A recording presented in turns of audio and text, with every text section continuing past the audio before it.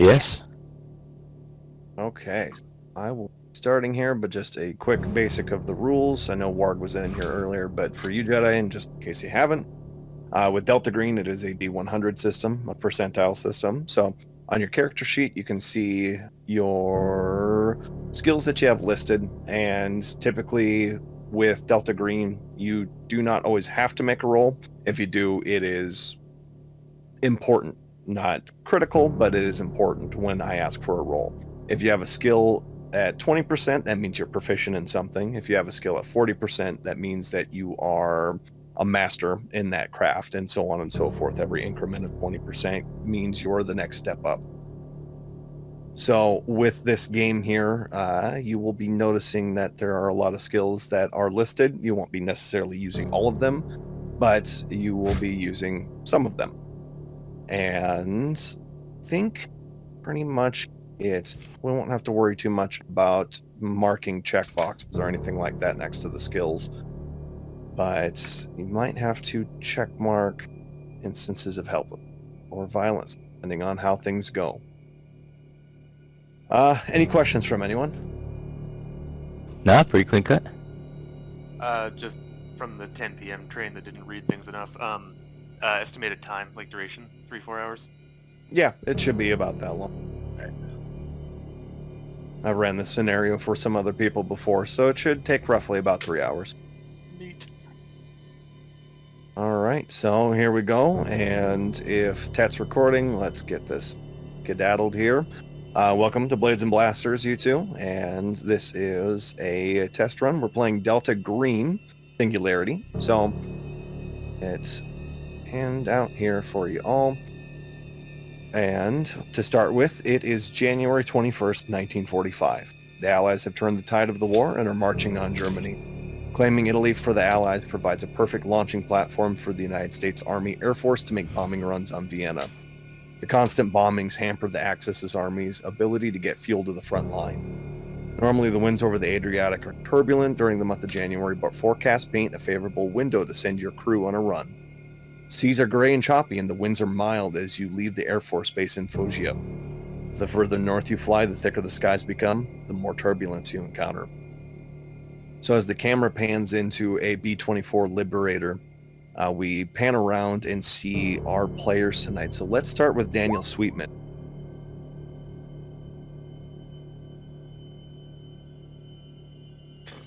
Daniel Sweetman, he's a hat that you can see there. Is he a captain? Let's see. You are a navigator. So he sits in the navigator position.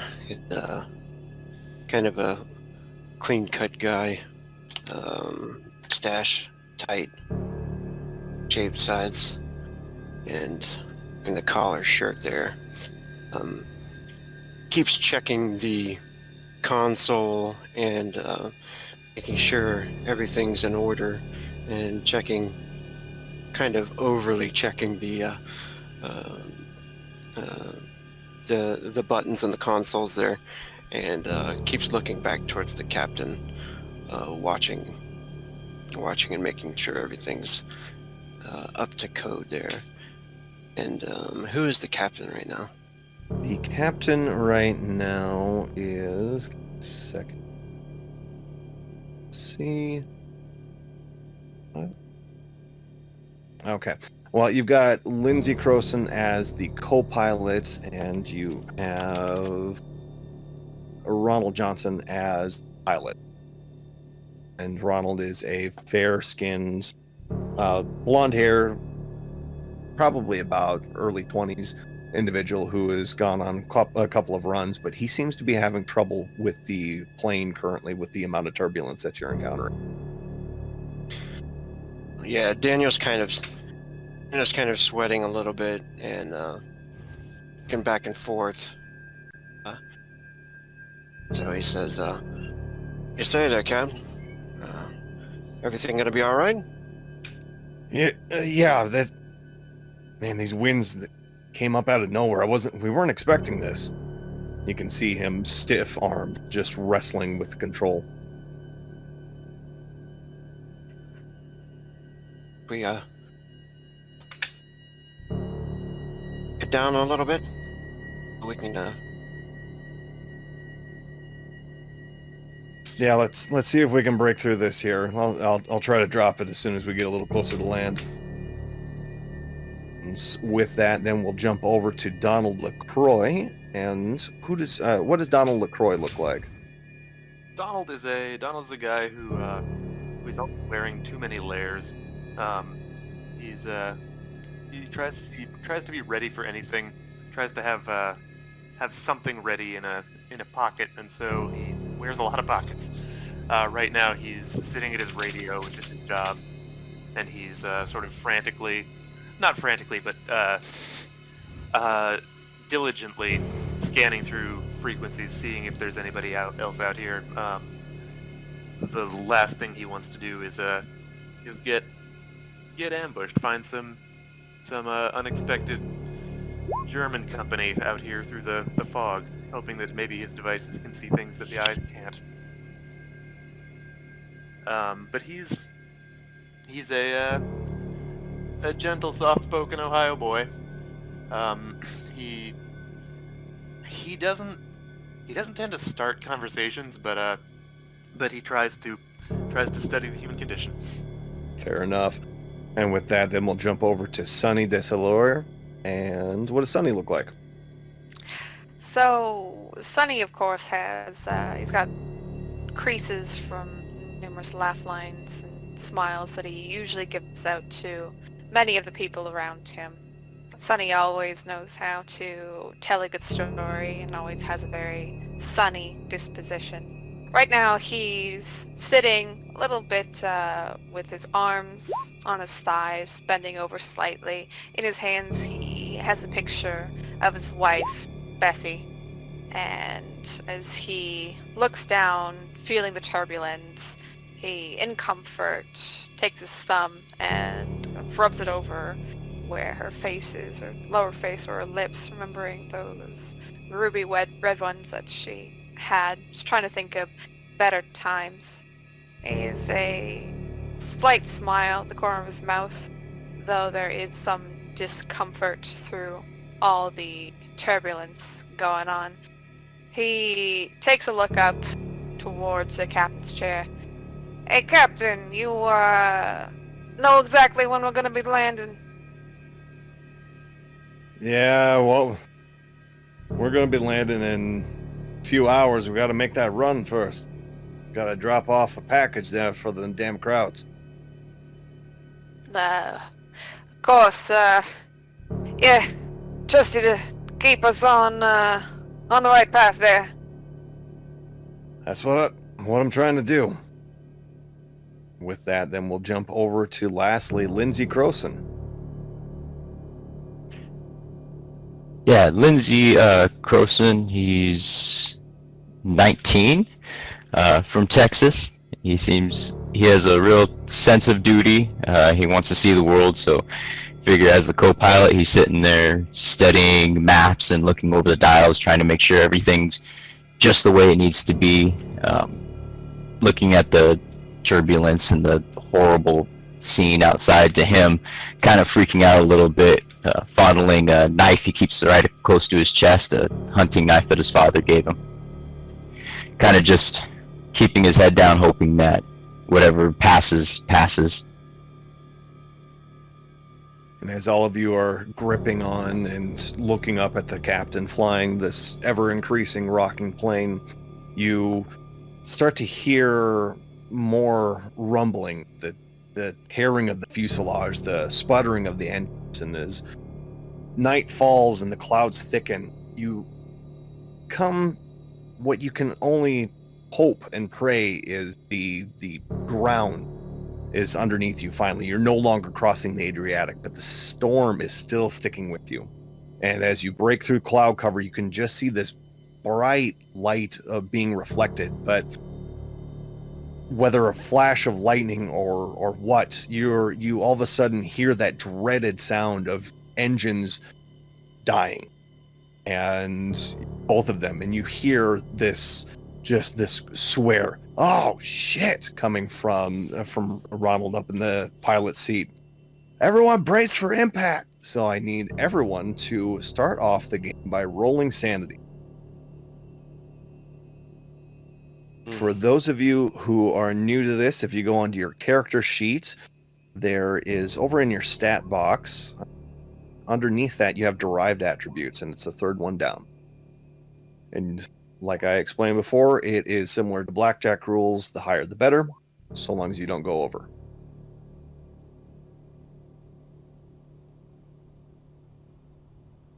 Okay, So we don't want to be over the number, the other percentage, correct? Correct. So we've got one success, everyone else has failed.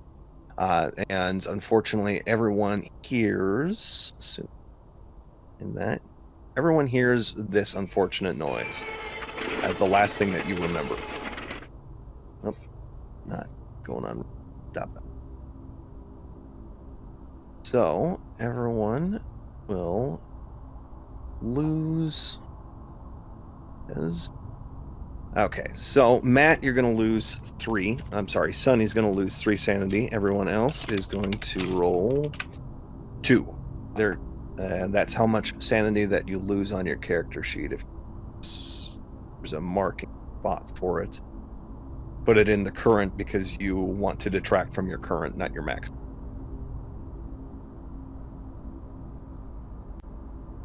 Now, everyone's done that. I do need everyone to roll me a con times 5, please.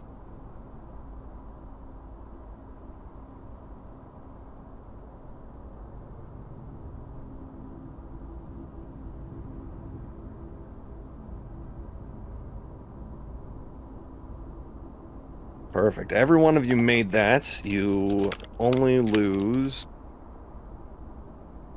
2 willpower. No, sorry, 3 willpower. Read that there, but that is also on your character sheet. That should be Now my willpower, sanity. my willpower isn't at maximum. Was it supposed to be? Yeah, it should have been. Okay, perfect. Okay, cool. Sketch. So, sorry, what's that? Oh no, I was just.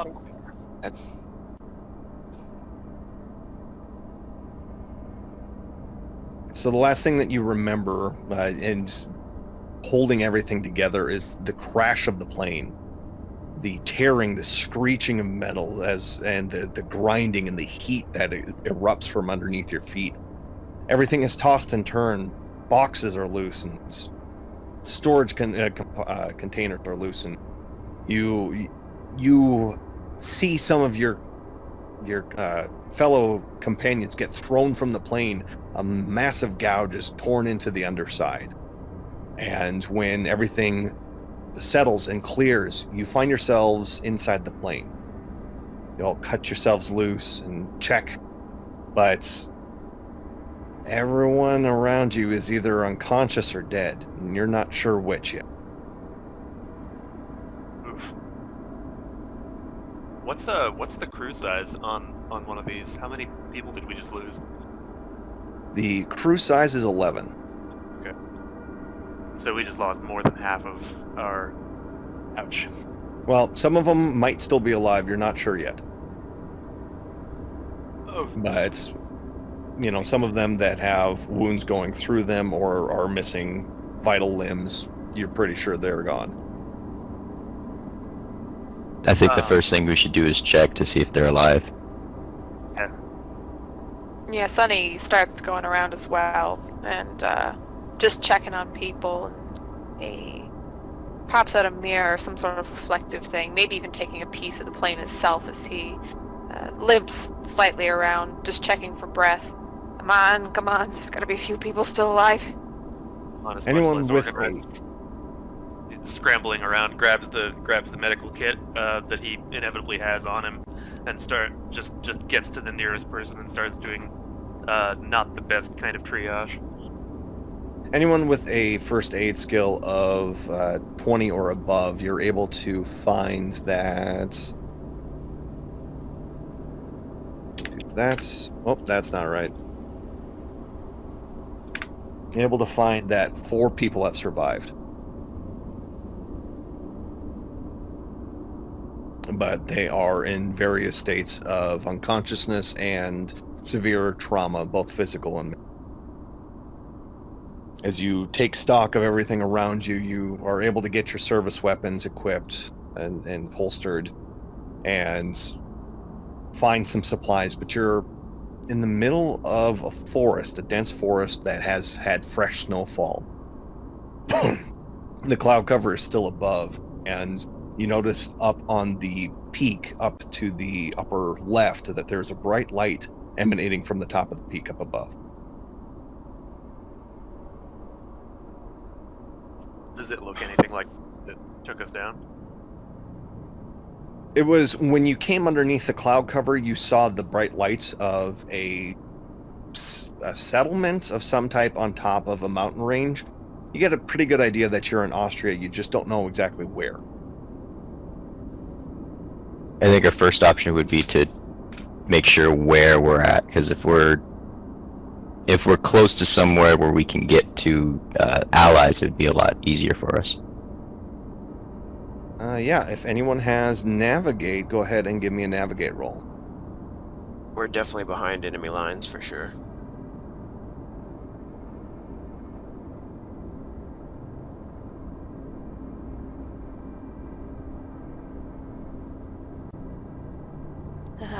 I ain't sure where we are, but maybe if we go to investigate that light up ahead, if we do the best that we can for the people here, maybe if we go on up there and maybe see if it's a village or something, we can get some proper first aid. Maybe see if we can find somewhere to help these folk. Yeah, sooner we find other people, maybe friendlies, the sooner we can help these poor souls. Is it worth checking the radio? Is there? This is Daniel's looking for right now. As you start to examine the radio, or examine the plane itself, you notice that fuel is leaking and it's getting pretty close to these flames that are spread about. You don't know how much time you have before the whole thing catches on fire. People matter more than the radio. Let's get the survivors clear and move on. All right, there's 4 of us, 4 of them. Let's haul them to safety. And Sonny grabs one of them as carefully as he can, but as quickly, hauling him over his shoulder, and starts to make his way towards, away from the plane, more towards the light. So there is one for each of you if you want to slowly start taking people through the thick snows and the forest towards the light up on the mountain. You're down in what appears to be a valley from what you can see. Yeah, I like to think they wouldn't leave us behind. We should do the same for them. Lindsay goes over and grabs one guy and tries to wrestle him clean over his shoulder to try and carry him, just kind of freaking out a little bit, and you can see a little bit of fear in his eyes about what just happened. You hear some slight mumbling, but he appears to have gotten his head knocked real bad. He's out of it.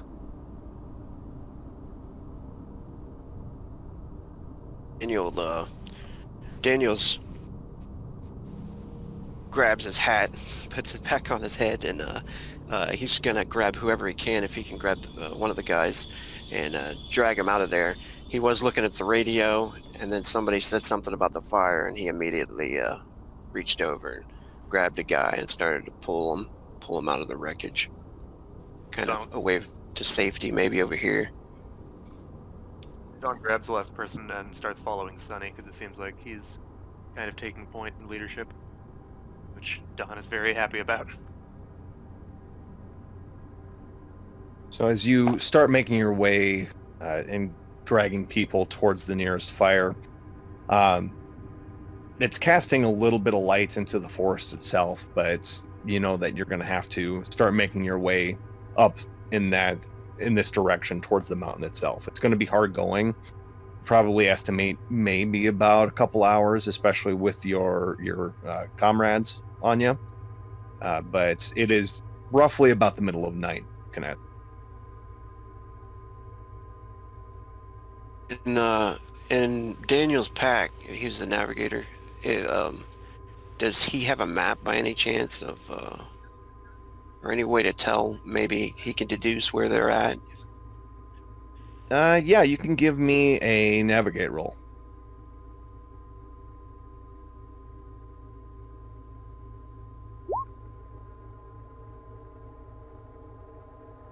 You get a rough estimation that you're probably within 100 miles of the Italian border, but you don't know roughly where you're at after coming out of the Adriatic.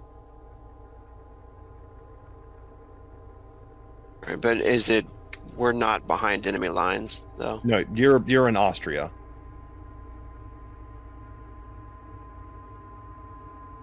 You get a sensation maybe you're kind of close to the Alps, if not in the Alps themselves. And Daniel says that to everybody as he's like,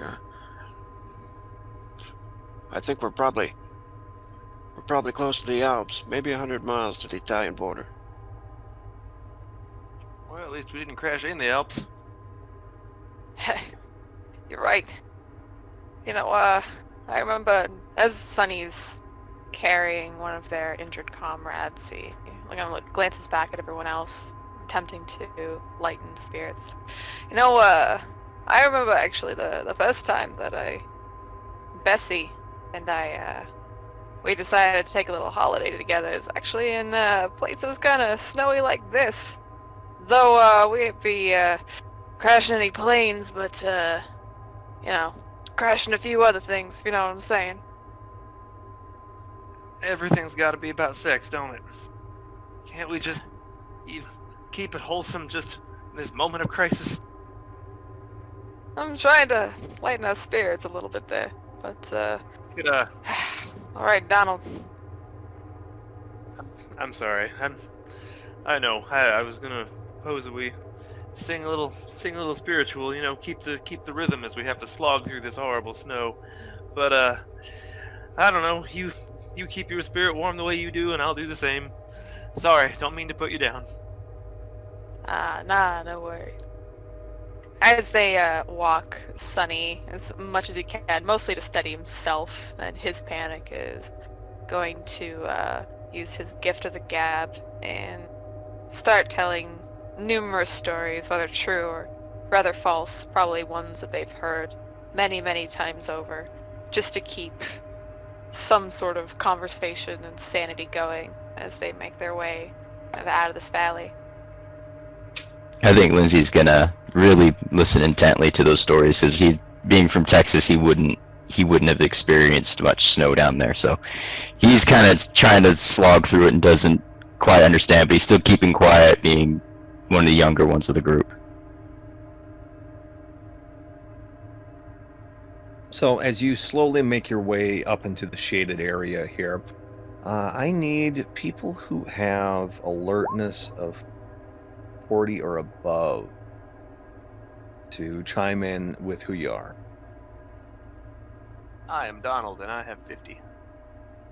Sonny's got 50 as well. Lindsay's got 50. Okay. Sonny, Donald? Yep. Okay. And real quick, what's the percentage versus the number in the box? So the percentage, do you mean on your character sheet? Yeah. So the percentage in the box, like if you see on your character sheet, it says accounting 10%, that's what it starts at. Okay, so then the characters put something in. Okay. Yep. So the percentage basically doesn't matter. It's just the number in the box is what's getting rolled. Yeah. Okay, so I got a 50. So everyone has an alertness of 40 or more. So everyone that is carrying people, as you're listening to Sonny talk, you can't help but hear something coming from the forest itself. Start hearing this piping.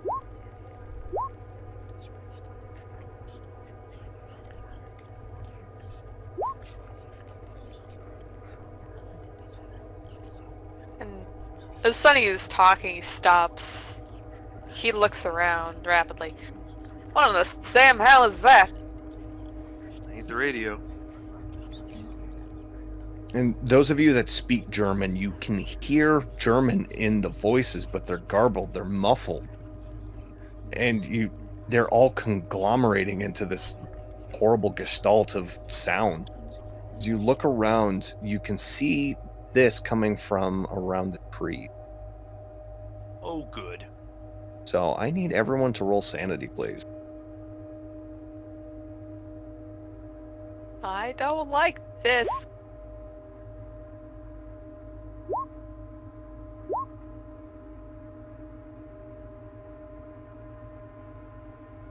Oh, Sunny definitely does not like this.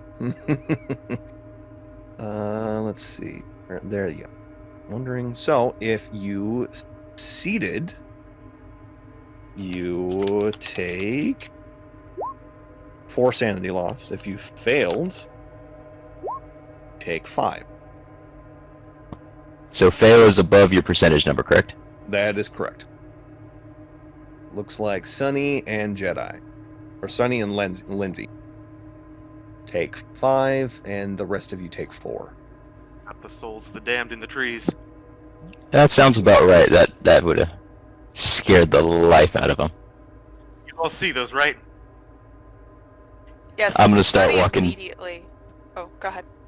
I say I'm gonna start walking behind Daniel and be like, I don't think we want to go in that direction. Sunny, he pulls out his gun, and seeing this, he lets out a terrified yelp and just fires. Okay, go ahead and roll firearms. Second, let me get your weapon on here. Let's see. Forgot to put those in there for people.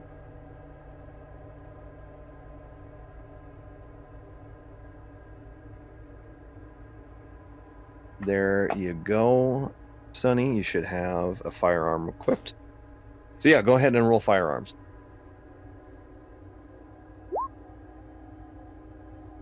Success. You can go ahead and roll damage. Nice. That's a solid hit. Let's see. All right. So you blast a hole in this, and you see the eyes part, and then slowly meld back together. The voices still continue. What do you do? Sunny takes steps back and points his gun towards this figure. Did you see this? And Yeah, we're watching the same thing as you, trust me. We gotta keep moving. Just have to Y'all see this? just keep eyes out. Let's just keep going.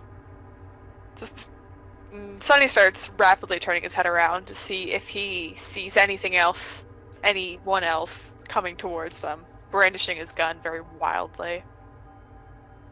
As you are looking about in the forest, slowly making your way up the hill towards the light, you don't see anyone really coming towards you, but as you look in the shade of the darkness of the forest in the middle of the night, you see these eyes that just poke around, like they're looking around the corner, and then they slowly disappear, and then they move extremely rapidly. So they'll go pretty much like from here, and same eye color, but over here within it. I take it back, Lord. I wish we'd crashed in the Alps. That causes Lindsay to chuckle a little bit, nervous, fearful chuckle, but still chuckle. They're only moving around like in the shadows, right? Correct. Sunny, he looks over to this. I'm guessing we're kind of up here. He looks over to this fire that's slightly southwest of him and points towards it. Maybe we should carry some sort of like torches or something with us. I don't know. There's a few trees here. Maybe a few of them are dry enough to catch fire. Or maybe we can, I don't know, wrap some cloth around them. But, no, I ain't going into the shadows there. Good idea. Gunfire doesn't do it, but maybe regular fire does. I don't know. Maybe then again, if they're devils, maybe fires sort of might be homey to them. I ain't sure if they devils, angels, or anything in between, but this ain't natural. That's all I gotta say.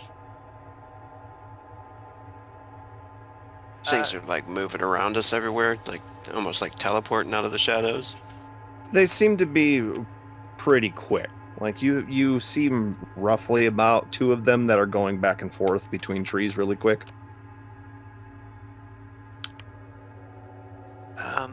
Is there anywhere around with the crash that oil might be available? Like just thinking about how to make torches. There is enough gasoline that's seeping out of Okay. diesel that's seeping out of the plane that you could wrap some rip fabric and do it that way. Awesome. This is gonna smell great. The torches.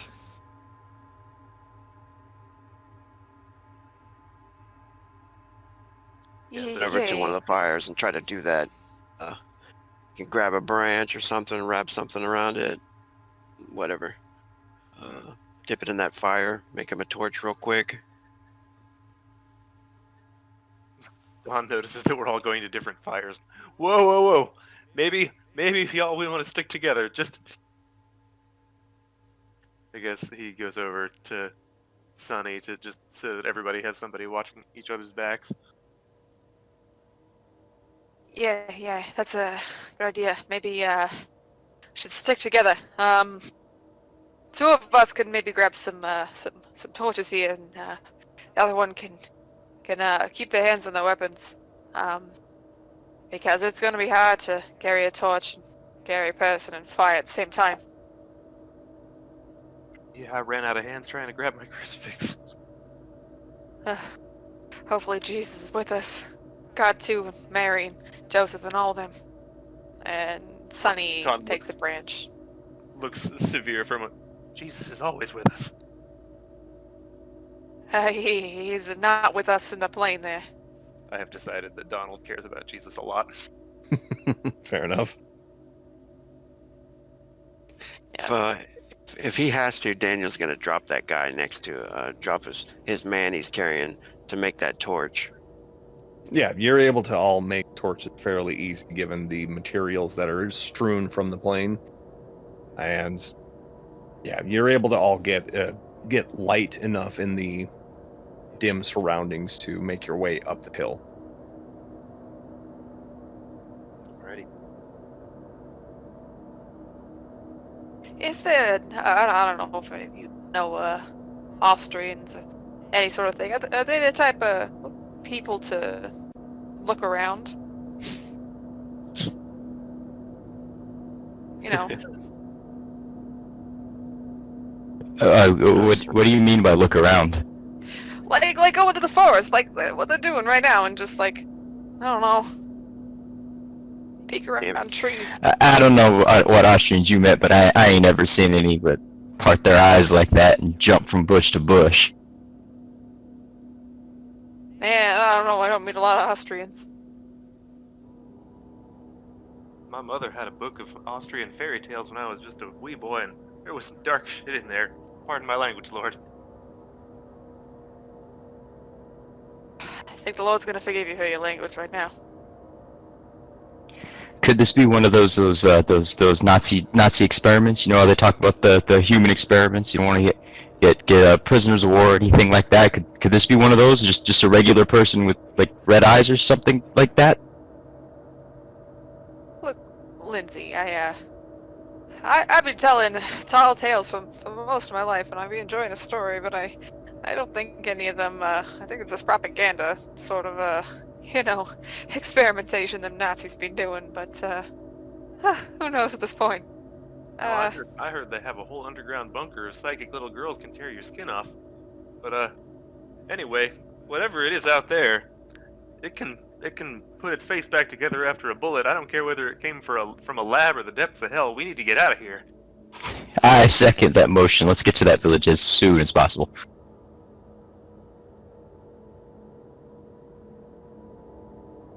So you make your way up the hill and carrying bodies of your unconscious crewmates on your back. Everyone roll me a 1d4, please. That'll determine how much willpower you expend in this, carrying these people, trudging through about knee-deep snow.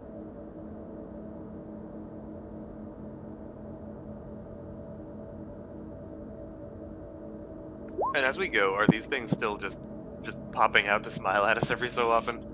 You're trying not to think about that too much as you slowly make your way.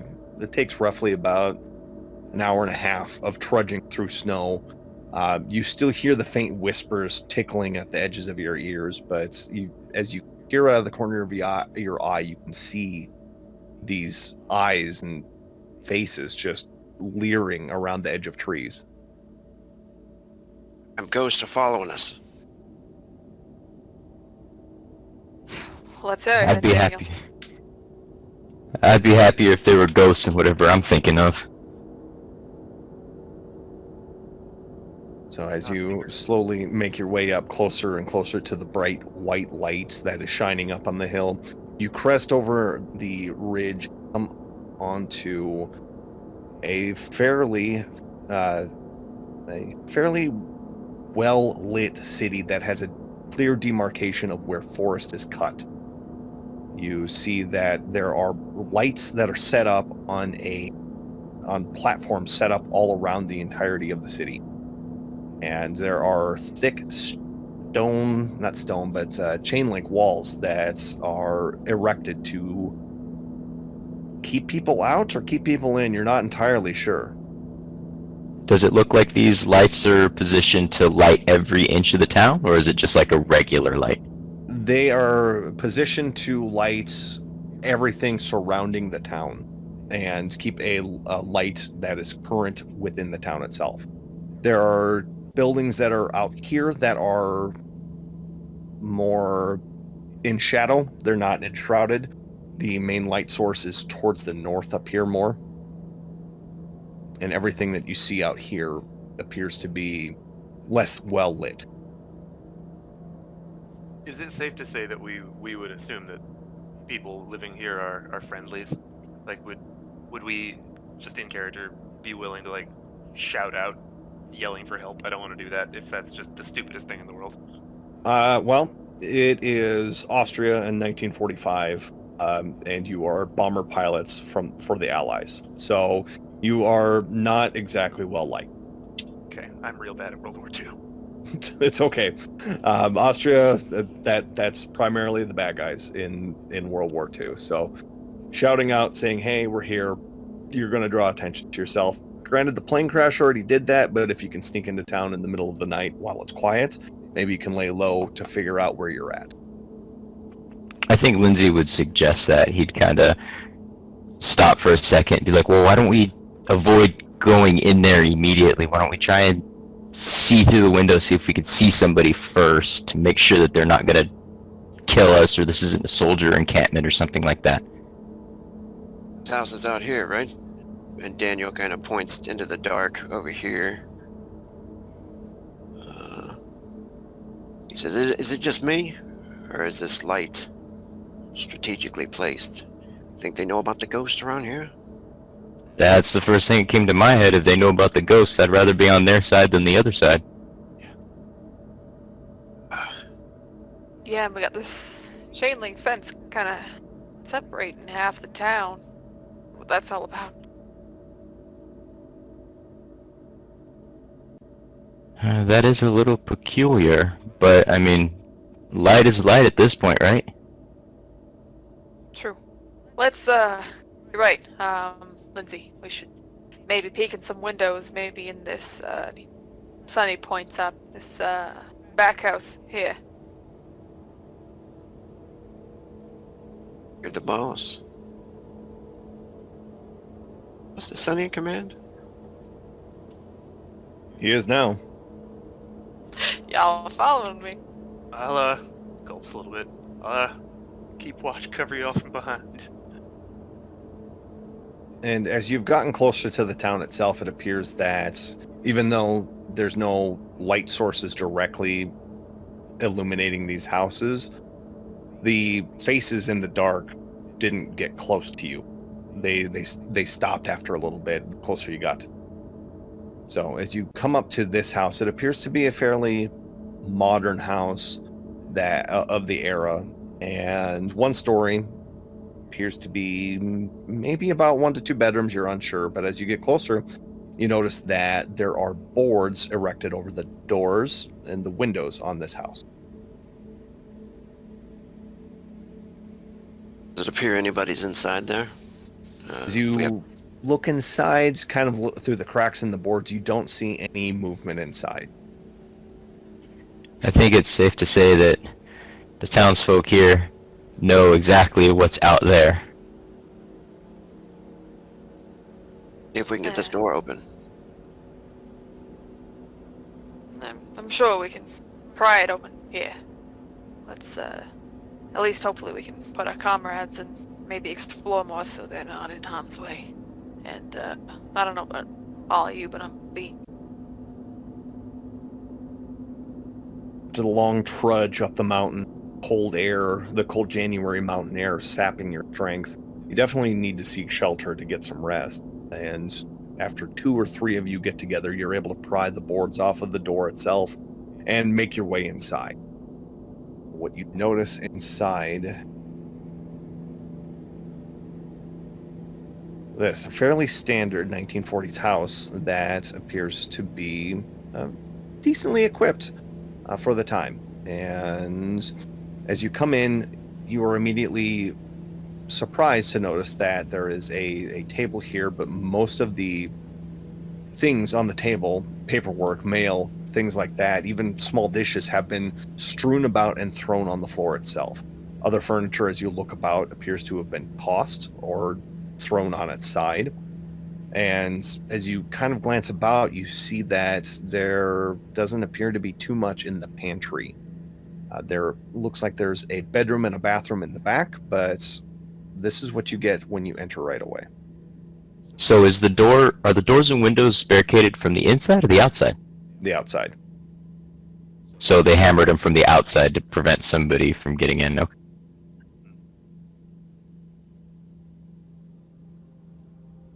I think Lindsay's gonna slowly set down the person he's carrying, and he's gonna walk towards the stairs with a pistol and kind of motion to the rest of the crew to see if we can maybe check upstairs.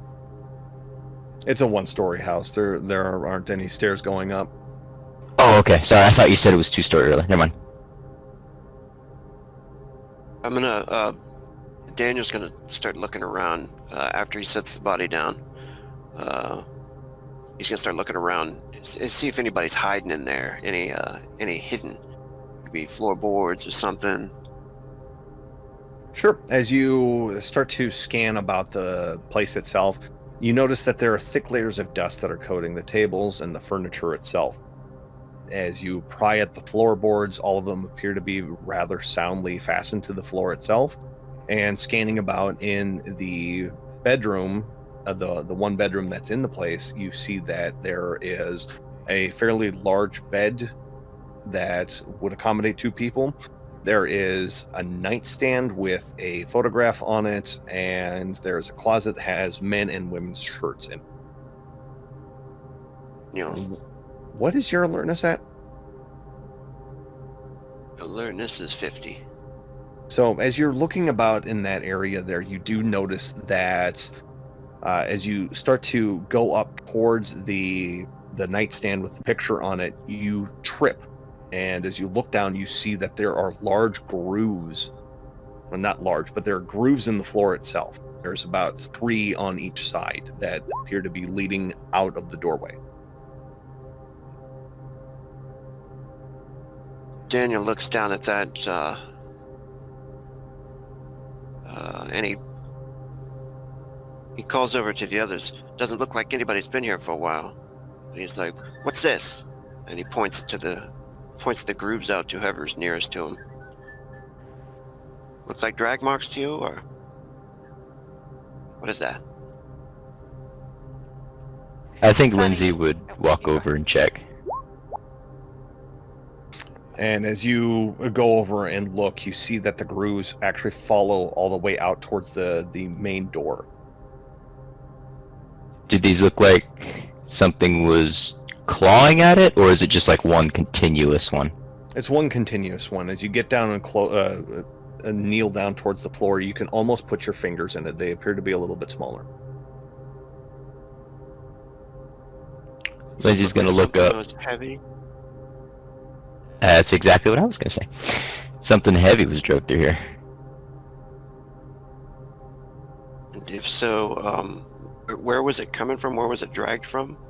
It was drugged from the bedroom, around where the nightstand and the bed meet. Like a dresser or something. Yes. Let's see. Anyone have forensics or criminology?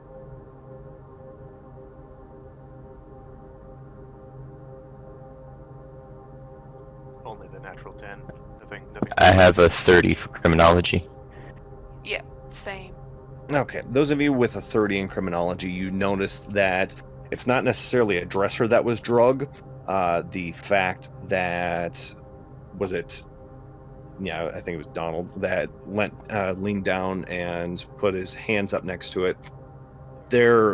He put his hands over it, but they appear to be almost like they're finger marks that are drugged through the house. Like someone was drugged forcibly through the house and they used their hands to restrain themselves. I think we would relate this to the rest of the group.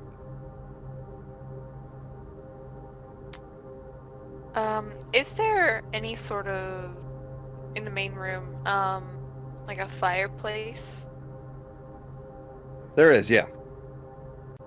Yeah, that's what Sonny did after he put down the person he was carrying.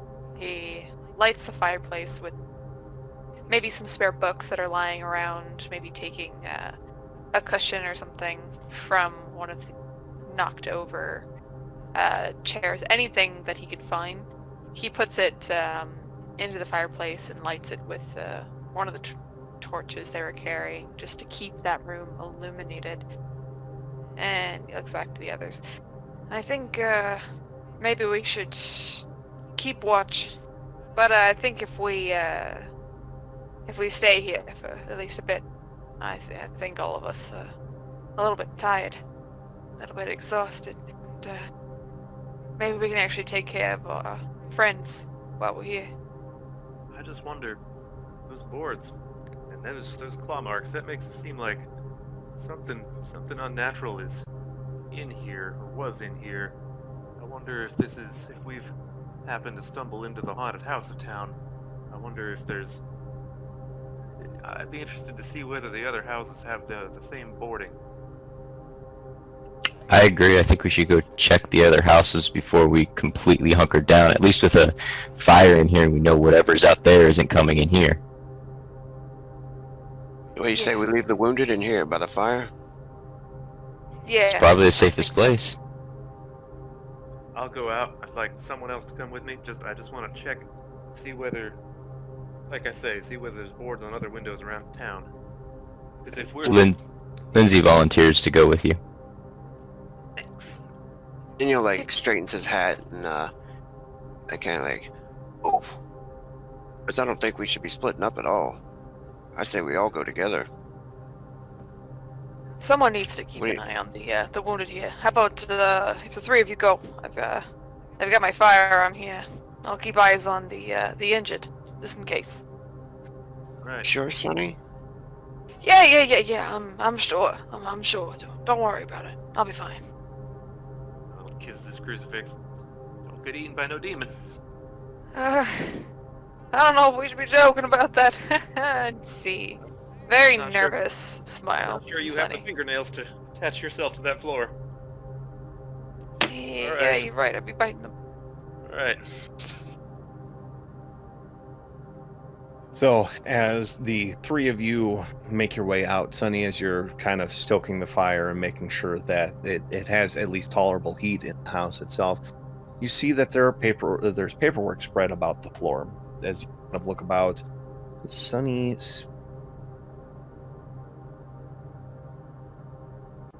does not. You find a piece of paper that says Feldpost on it, and it's written in German, so you do not understand it. Yeah, he takes a look at it and maybe sits down on after he's dragged some of the other furniture, maybe attempted to drag the bed in here just to put his comrades on. He takes a seat in one of the chairs, maybe moving their feet slightly, and takes a look at the piece of paper, frowns before putting it back down on the coffee table, noting it for later once the others return. So as you do that, we go over to the other three. The other three of you make your way about to the other houses. The other houses appear to be boarded up as well from the outside. And as you peek in, you don't see any movement. You wait for a little bit. You listen in. There's no sound coming from inside, and there's no movement inside. Alright, I think my audio cut out. You said they are or aren't boarded? They are boarded up, but there is no one inside from what you can determine. I think we should go in there and see if there are any supplies. Or horrific claw marks.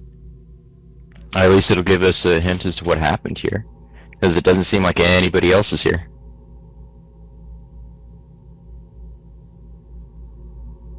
So you go into the nearest house, you pry the boards off, and make your way inside. Once again, it is pretty much similar to the previous house. It is fairly standard remote fare for the times. And you see that there is a pile of white dust sitting in the middle of the floor. Like powder? Like a small pile or like a big pillow-sized pile? A big pillow-sized pile, if not larger. Is there any way I can investigate that and see if I can find anything out about it? Sure. What skills would you like to do with that? You've got the availability to you. You've got forensics. If you have any science, you can try that.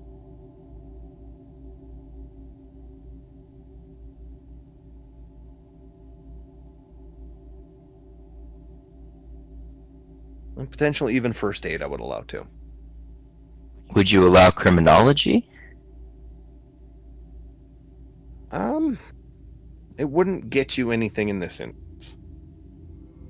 Okay, I think first aid would be my highest.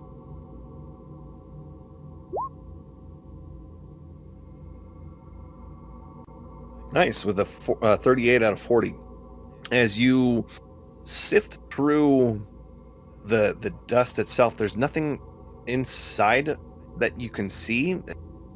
But as you start clearing things away, you see that there appears to be a nightshirt that is underneath the pile of dust.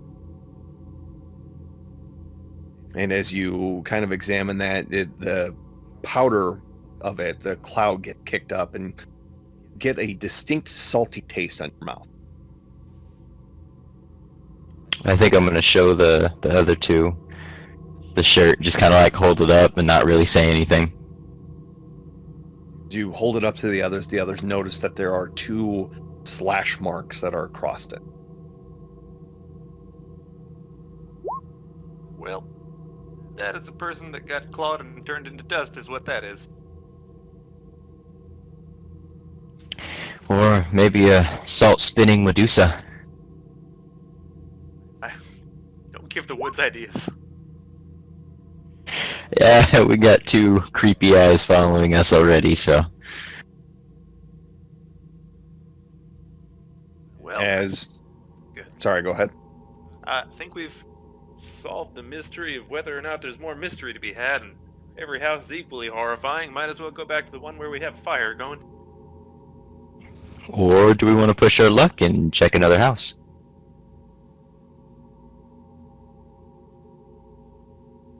I'm kind of afraid that we may want to disturb as little as we can, just in case something finds the disturbance and tracks us back. But I don't know. I'm I'm the rear man. I'll go wherever you want. You're right. We should probably head back. Question DM. Did we check this house for any supplies? Was there anything there? Well, that was the thing that you stumbled across first. As you examine the rest of the house itself, there are some potatoes that are in the pantry, some other root vegetables as well. Now, I don't know if I have to roll for this. The potatoes grow roots. I would know that, so would I be able to tell how long they could have been in there? Possibly. Yeah. With that, they have been in there for at least 6 weeks.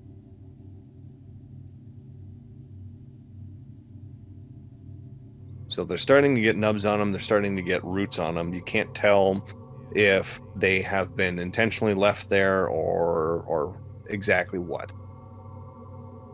Alright, I'm gonna hold it up to Donald and be like, well, we know they've been in here close to 6 weeks ago, but that's about all I can figure from this. That's a mystery, but at least this one's an edible mystery. Agreed. I grabbed the sack of potatoes. Meta question. Are we, generally we have been, after basic training, on a plane pretty far from personal violence, or have we had experience, traipsing around behind enemy lines, breaking into houses and shooting people? You have been solely plane bound.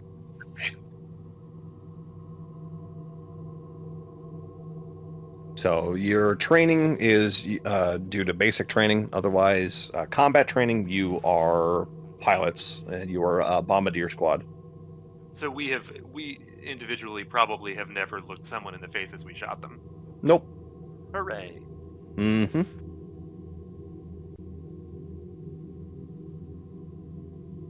So as the two of you gather what beets and carrots and potatoes that you can find, you make your way back. There are a couple of tinned items as well that you pick up and take back to the main house where everyone is camped in at. And you see that Sunny has moved a bed in and has slowly gotten the rest of your companions on the bed itself and covered them up, while they have sat down in a chair and are just kind of taking it easy after the long climb.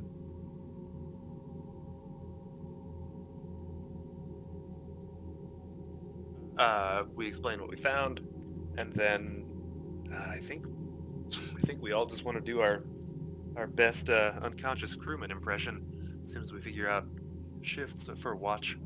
It's only got the one door, right? Yeah, Also there's got only one bedroom. windows. Yeah.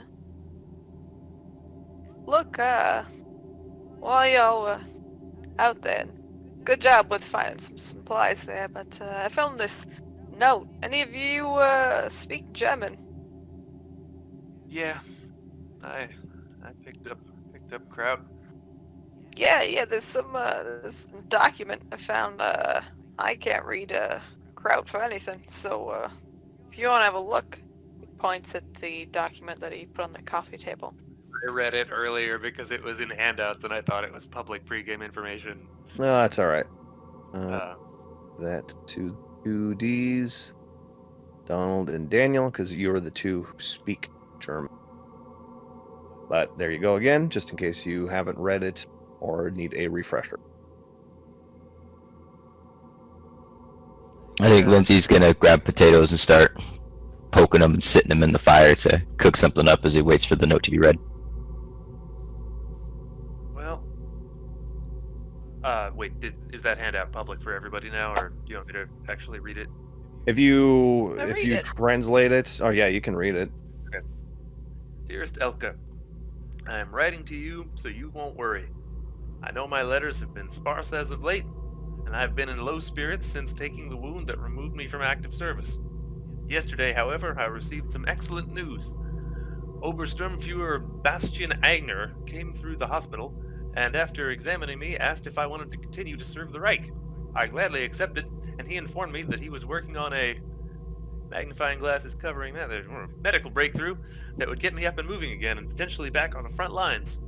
I would have to undergo a severe training program and a few medical tests at his new facility, but he says that I'm a strong candidate for this program.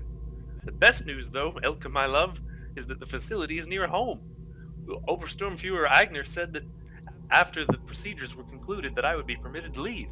To hold you in my arms again, my dear, that alone brings me joy, but to be whole and healthy again is another thing entire. Obersturmfuhrer Eigner said that he will put in the paperwork, and that by next week I should be stationed outside of Badgastein. I look forward to seeing you again, and I more look forward to this war being finished. I hope that Obersturmfuhrer Eigner and I can help bring that about. I miss you dearly. Bastion. What did I tell you? Underground bunkers of psychic girls that can tear your skin off. I told you, secret project Nazis crazy. I told you. Secret Nazi project it is. I'm afraid that dear Bastion may be lurking out in those woods, giving us the creepy smileys. God dang it.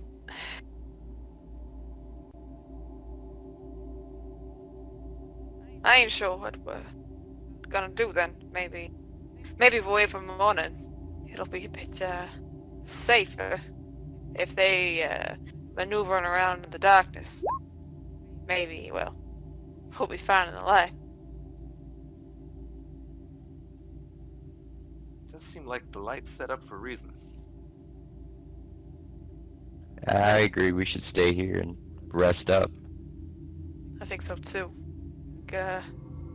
If the group of you want to get some rest, I'll take the first watch, and then Lindsay, I'll wake you up in a few hours.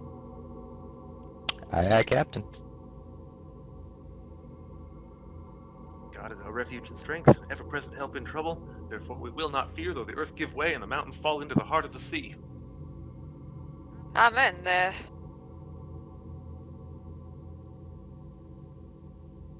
All right. So as you all take watches throughout the night, the dawn breaks. You can all refresh your willpower, and with the start of a new day, get a knock on the door. As those of you who are keeping watch, you don't really notice it at first until all of a sudden there is a slight knock at the door outside, and you hear a woman, a middle-aged woman's voice that says, Elka, Elka, did you come back?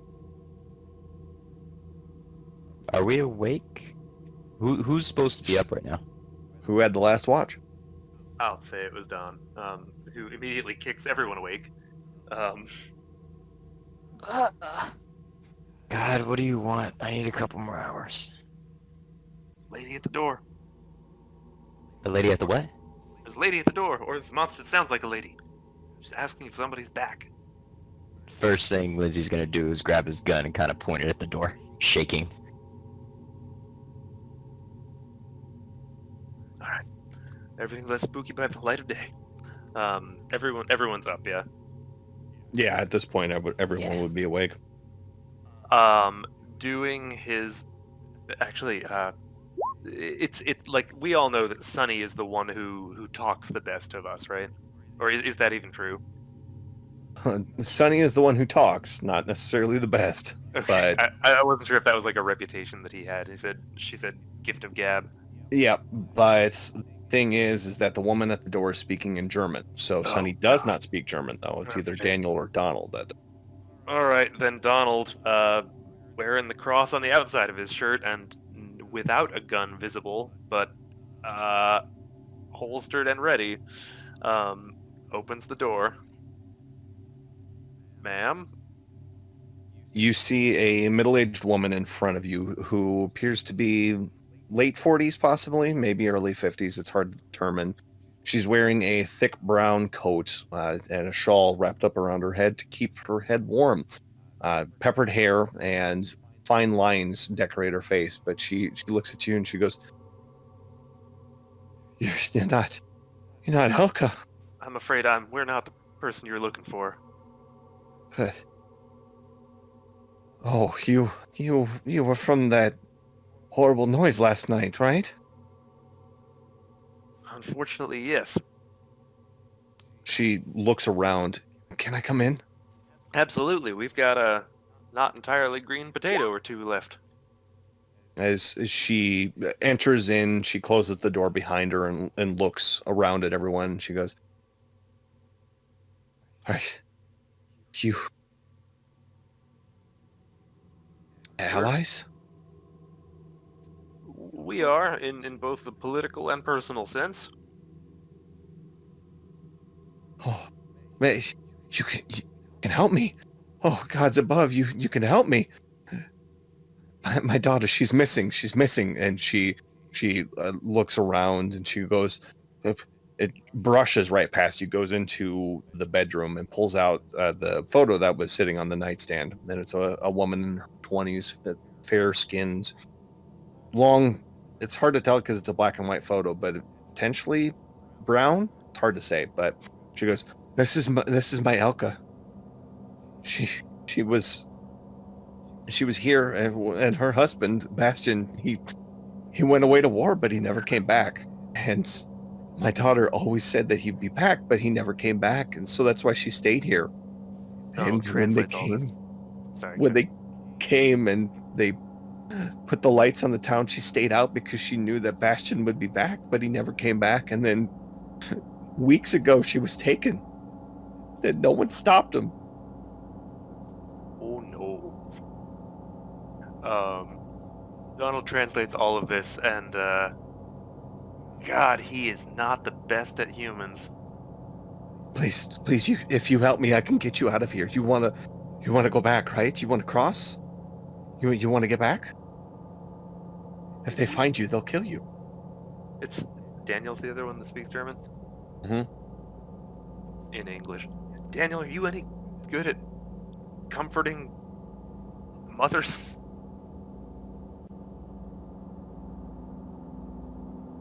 Ma'am, I think Daniel might still be asleep. I thought we woke everybody. If- No, I think Rogue is Oh, AFK yes, this got current it. sec. If people don't mind, or if people want, I'm happy to be playing translator, so other people can be part of the conversation too.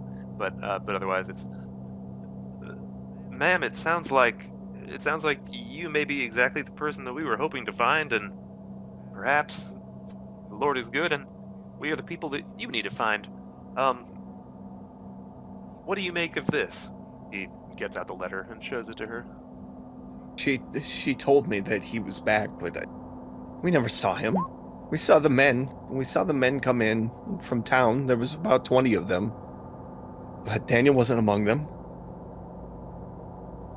I think Lindsay is gonna Sorry, stand up. Daniel. Not Daniel. Lindsay's gonna stand up. Yeah, Lindsay's gonna stand up and he's gonna ask Donald to translate, and he wants to ask her where was her daughter taken? I don't know.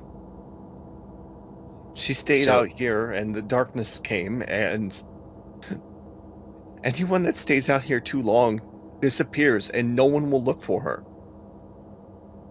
Did you see her taken? No, I didn't. But she goes and points at the marks in the floor, but I can't find her. And this is the only thing that I can see that happens. And that twice damn Tobias Steiner won't look. He won't send anyone out to look. Did you happen to see what's in the other houses? A pile of white salty powder? What? What does that have to do with anything? Do you know what happened there? No, I don't. People get taken, and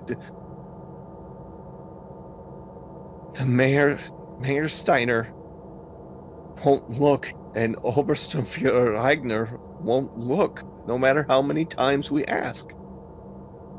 Where do you go to talk to Obersturmführer? He comes to town. He comes to town about once a week. We haven't seen him in about 2 weeks now. But normally he comes to town to get cargo from the train. How far away is the train? It's in town. Can you take us to it? Will you help me? Will you help me find my daughter? I believe your daughter's connected to what happened to the rest of this town. It Please. might be connected to the way out. We'll do absolutely everything in our power to help you. If you find my daughter, I can get you on the train. I'll drive you to the border myself. I think we should help out. Maybe ask about this chain link fence. Seems to be between these homes.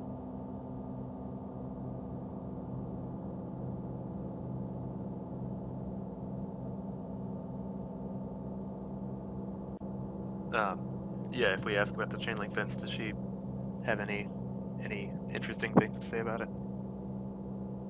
All I know is that when Obersturmführer Ragnar came, he set up the town and he set up the fences and he set up the lights and he told us that the lights could not go off. How long ago was this? Was this before or after your daughter's husband disappeared? It was before. And are you ask her if she's is she on this side? Like, does she live on this side, or does she live on the other side of the fence? I live on the other side. I live in town itself. My daughter, when she was married, she wanted to have a home of her own, so she moved out here. They built their house. Gotcha. You know, I got a feeling that maybe it's in this area specifically that whatever's happening, it's happening. So has anybody from the other side of town disappeared, or is it just this side? No one's on the other side. It's the road. It's the road up north.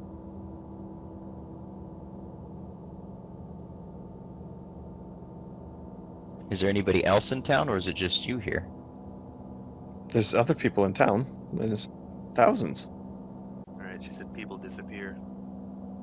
People out here disappeared. They're outside of the lights. I gotcha. Alright, well, is there anywhere that she knows that might be any direction that we should look at? Anything, just some area to start in, so we're not just covering a wide area, something more narrowed. I don't know. She was here. She stayed here. She got taken, and I don't know where. Maybe she was taken up to the encampment. What Where's the encampment? encampment? That's north of town, about a mile. It's in between Bad Gastein and Bad Hofgastein. Yeah, maybe we should check that out. Is it safe to say that Obersturmführer Einer made this encampment? He did. He created it last year. Alright.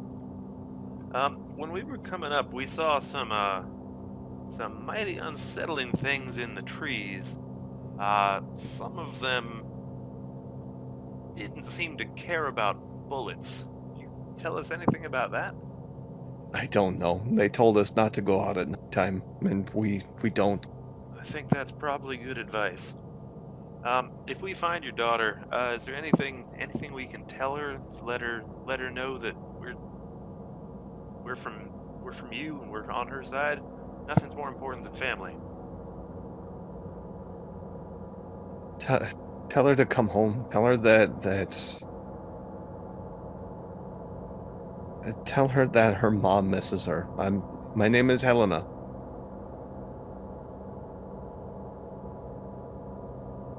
Alright, think we should let the poor lady go. I think we've got direction. Go to the encampment up north, and well, the sooner we can get out of here, the sooner we can help our compatriots properly. Sooner we can get back to our own families. Yep. I want to ask her before we go, through translation, if she can watch the soldiers that are on the floor, the soldiers that are injured. Because if we have to worry about them taking them with us, we're not going to get much done. No one's awake yet. The town is just barely starting to stir. If we moved quickly, we could get them to my house. My husband has no love for the Reich either. He'll know what to do. But Okay, first things first, let's get him to your house.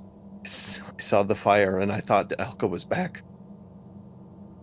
This encampment we're talking about, is that a Nazi camp? Yes. How many soldiers, you know? All we saw was Obersturmführer Eigner come in with about 20 people. Daniel looks at the others, kind of like, see if they're estimating that number in their head. We'll You be guys careful. cool with that? We gotta move soon. There's gonna be people awake in the town. We gotta move our compatriots over to their place.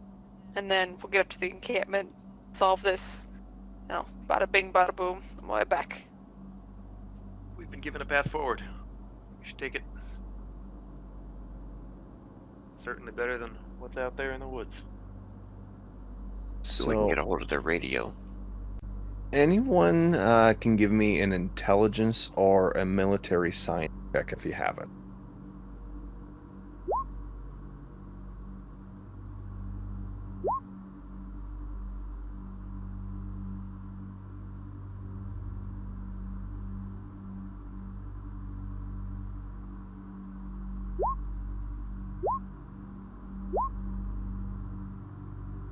Okay. Well, those are dexterities. So an intelligence. Sorry. That's all right. So military. So we got 3 successes all in all. An Obersturmführer is a senior storm leader, and they are usually in charge of running companies between 50 to 100 men. So these are fairly high-ranking members within the SS themselves. So meaning that if you're able to infiltrate the base, you would be able to maybe get codes that your code talkers could break. You could also get plans of other camps that are within the Alps themselves.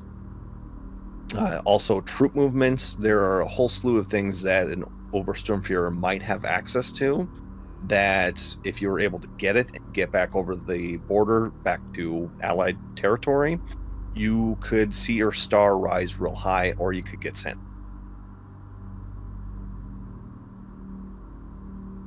That sounds good. Yeah, let's do that. Alright, let's head out. So, Yeah. as... Oh, go ahead, sorry. Yeah, I was gonna say, yeah, we're gonna put the family there, or the soldiers, and the family's gonna watch over them when we hide them there, and then take off. Yeah, that sounds like the plan. You said she had a car? She did mention that she has a car. She could also... It depends on what her husband has, but he would possibly have a truck. Large I enough think to it'd be carry better everyone. to walk.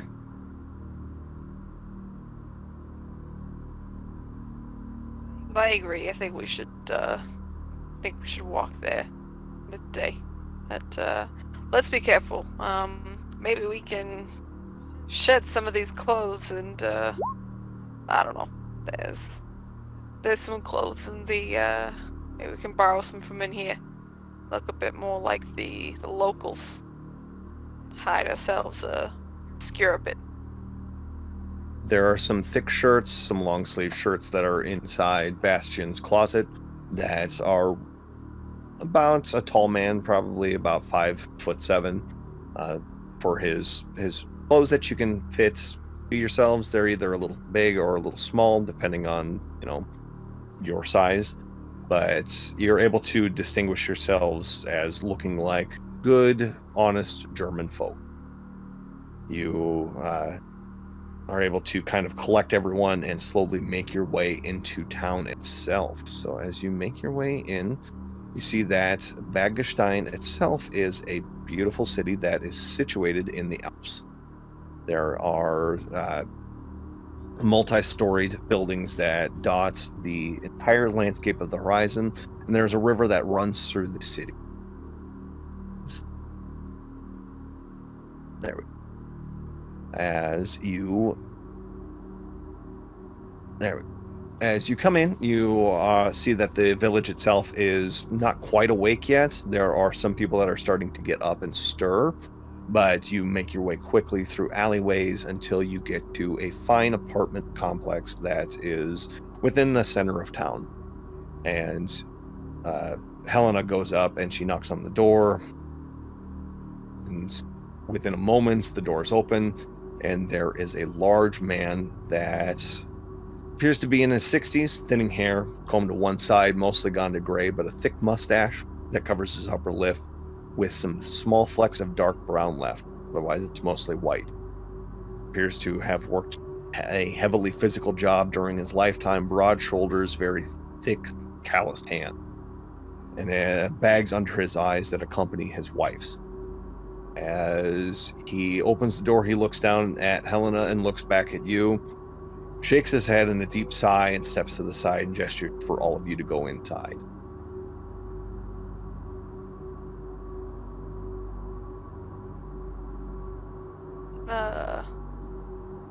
Danny, if you wanna tell him thank you there.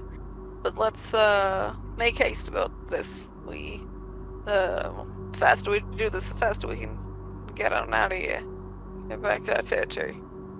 I think Lindsay would ask Donald how to say thank you for your kindness in German so he could tell the man that. Just kind of a polite thing to do.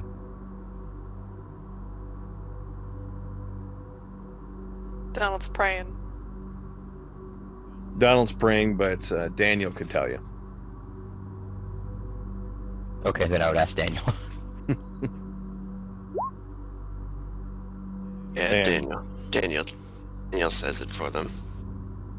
the man nods and gestures with his head for y'all to come inside. And as you all come in, you do see that it is a fairly well-stocked apartment. There are 2 bedrooms in there, and a small kitchen that the smell of coffee and bacon grease fills the air. There's a table that is spouting 2 coffee cups on saucers, and some fine wooden chairs that are set up there. As all of you pile inside, Helena gestures to the living room and says to Donald and Daniel, you two can, not you two, but all of you can go and put your comrades on the couch there. We'll make sure they're taken care of. And the man looks over and just shakes his head and goes, Helena, what are you doing? You're going to get us in trouble with the Reich. She looks back. I don't care about the Reich. I want my daughter home. Fine, Helena. You just go make sure that those boys are taken care of. Let me talk to the chaps here. He God comes up. willing, we'll find your daughter. It's the least we can do, repay you for this service. Thank you. Sorry for the imposition. Yeah. Big imposition that we're all suffering under. But my name's Leopold. Donald. I just want to get back to my family, and I hope we can bring peace to yours. Yeah, and he looks to check to see if Helena's out of earshot, and he goes, look, I don't think my daughter's coming back. She's alive, but you can find thing to let me know that she's at rest, and then I'll be happy. But Do you know anything about the kind of trouble that Bastian might have gotten himself into? It sounds sinister. he cocks an eyebrow at that. No, the last thing that we heard from Melka was that he was coming home, but we didn't see him. Yeah, he got involved in some kind of medical training program with with Eigner. As you say that name, he just kind of spits to the ground. Yeah, that man. Look, What kind of problem do you have with him? I don't have any love for the Reich at this point. I mean, he gestures around to everything around him. They keep us up day and night with those damned lights, but no, Steiner can't do anything about it. Eigner sure as shit isn't going to, but we haven't seen him for about 3 weeks now. But he's been coming here? Nobody's been checking on you? No, Eigner's, like I said, he normally comes every week, but we haven't seen him for 3 weeks. Other than that, though, his shipments come and they're piling up at the train yard. Do you know what he's shipping in? No, that's he gestures with his thumb up towards the sky. That's top level stuff. I'm just a lumberjack, man.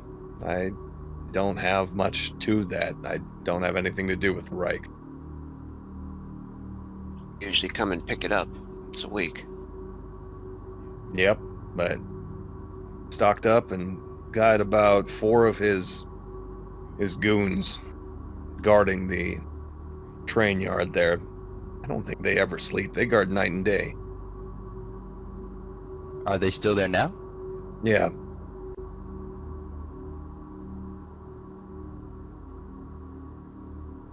Sorry, did we already learn how far away the train yard is? It's within town. It is on the edge of town. And it says, thank you for the information, and donkey, or whatever. And kind of takes the others to the side. Whispers. You guys wanna go after those boys over there? There's 4? Maybe. If that's Maybe we can get supplies their for the, vehicle, whatever. Yeah, if they Get back find to the supplies, camp like we're we can at least in the find out what they're supplies. supplying the bunker with. Lindsay's gonna whisper back to them. Do they speak English?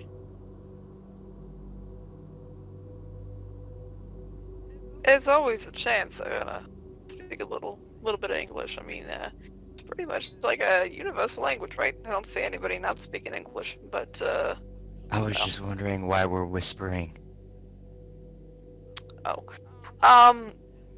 look, I think we should help these folk. At least, I mean, they seem to be suffering too. I don't know. I'd rather not take advantage of them. Yeah, Donald is They take his 100% clothes. in, like on the I care about this mission and I care about his family front.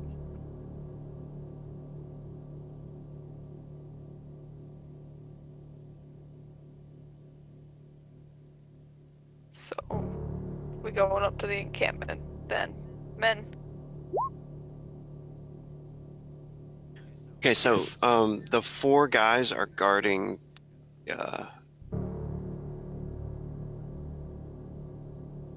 Yeah, there are about 4 of Eigner's men that are guarding the train yard, but as Leopold has said, they haven't left at all.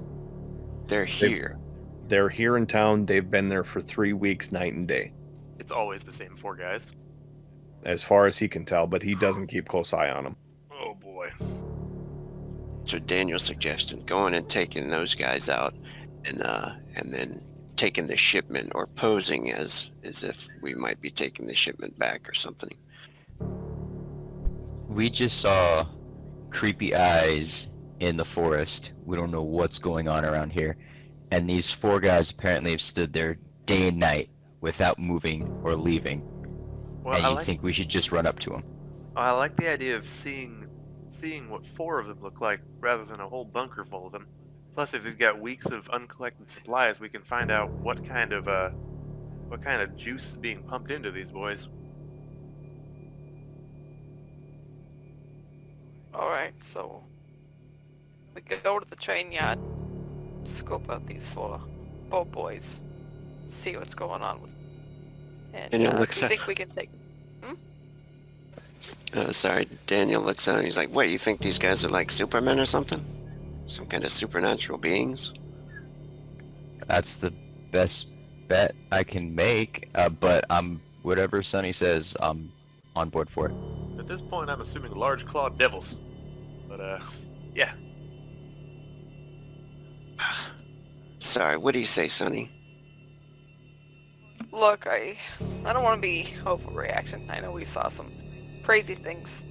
The other thing I was thinking is we saw them claws or them marks in the floor, right? In the other house. I don't know if there'd be any way to follow them and see where they've been dragged to, if possible. But I have a feeling that encampment up north, it has a lot of answers to whatever's going on here. You say we just foot it there then? I say we should go to the encampment. I mean, honestly, if she's the woman's gonna be getting us out of here afterwards, I think that's the most important thing, is getting up there, finding the daughter, getting back and getting out, getting our men out. Sounds good then, I'm with you. I'm following you, Sonny. Kisses the cross, cocks the pistol. Whatever you say, boss.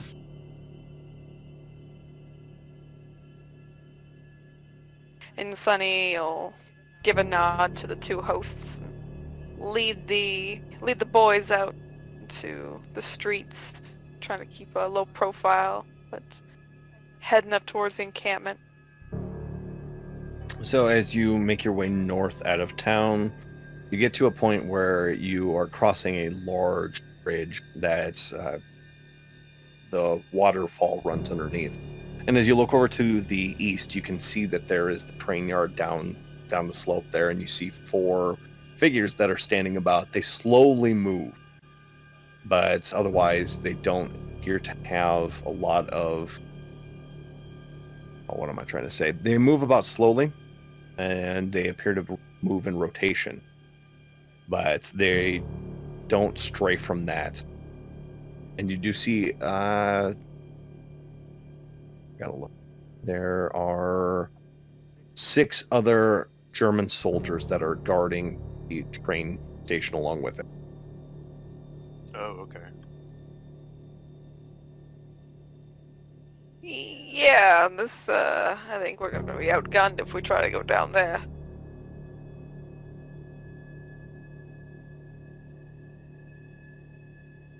Yep. Let's just, get to the... Yeah, I guess. So just to clarify, the train yard and the encampment, they're 2 separate things, right? Correct. The Okay, good. train yard is in town, and it runs in between Bad Hofgestein and Baggerstein. And what Helena said is that the encampment is to the north of town, in between the 2. Okay. Yeah, just keeping eyes out for that, seeing how many there are. There's 10. Yeah, Sonny is just gonna shake his head. No, we gotta keep going. We just gotta keep going straight through. Yeah, it's possible that since the Obersturmfuhrer disappeared, that just something terrible happened at the encampment, and maybe if we only get one shot at element of surprise, there might be less going on there. I don't know. Daniel odds to that. All right. Yeah, Let's maybe keep one of theirs moving. though. Sorry. one of their, yeah, uh, One of their crazy ass projects backfired on them. We can hope. Maybe we can hope that it wrecked them and then went away to live a wholesome life in the mountains. Look, I don't know what in the Sam Hells is going on. Seeing eyes melting back together out in the woods, and drag marks on floors. Whatever's going on up there, whether it's some sort of isotopic, whatever the heck is going on. I think we just need to be careful. I think we need to grab the girl and just get out. You know, I heard a story about Nazis taking these drugs and keeping them up all days and all hours. probably what those 4 soldiers were about, just high on drugs, right? We've all heard like horrible Probably. science conspiracy theories. I love it.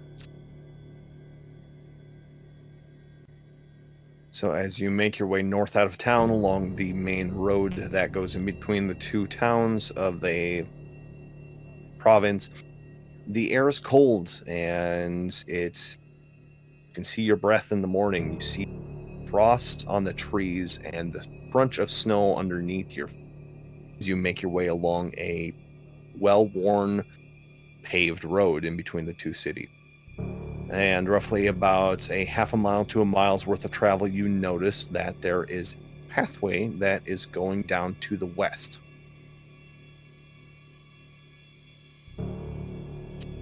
Boys, I don't mean to have an ugly conversation, but you know, I don't drop the bombs. I man the radio.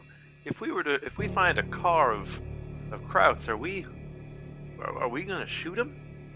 We're not gonna have a polite discussion, right? How are we handling this? Well, considering we- two of us don't speak German, I think we have to talk with Led first. I think we look like Krauts. We got the garments. I think well, we'll try our best to not get in any sort of gunfights. We don't want to be summoning any more of them. So let's just take it easy. Just Those keep are two walking. Very different answers. I'll follow your lead then. I'll follow Sonny whatever he goes, wherever he goes, whatever he does, I'll do. I'll follow behind him. So we're gonna be dancing down this hill then. Let's keep going. So, question: does the road that goes off, does it look like it's traveled by car, or does it look like it's more of a footpath? There are two deep ruts that are in the road that give you the inclination that a Jeep has traveled back and forth on this path. Although, since there has been heavy snowfall, there is quite a bit of snow in the tracks themselves.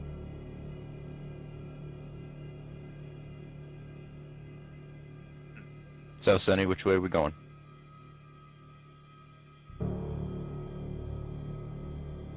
Let's not go the way of the Jeep. Let's go the other way. Maybe. Sorry, I didn't clarify. So the paved road is north and south that goes to Bad Hofgestein. This road that has just the Jeep travel on it, that goes to the west. Oh, sorry.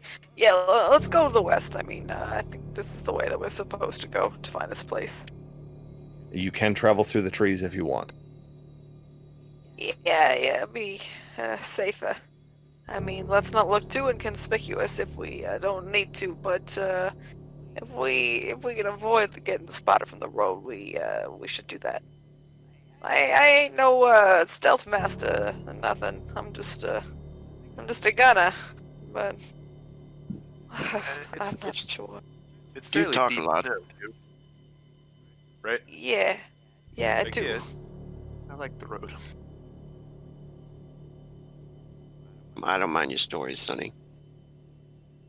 If you'd like, I can tell you another one while we keep walking. Oh no, let's be quiet, They're please. Oh, they're quite comforting. I like them. Except when they become lewd. I was gonna. Never mind. You know, let's just But keep those walking. are my favorite.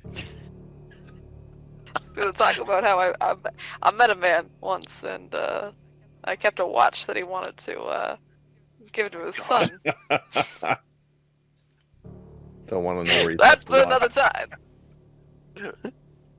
Time when there's more cowbell. Oh, Oh. no. As you make your way down the path, it takes you roughly about another 15 minutes until you come to a slight clearing, and you notice on the side of the road further that there is a brick construction of what appears to be a guardhouse off to the side. And you don't see necessarily an encampment along with it, but the guardhouse does stand out to you.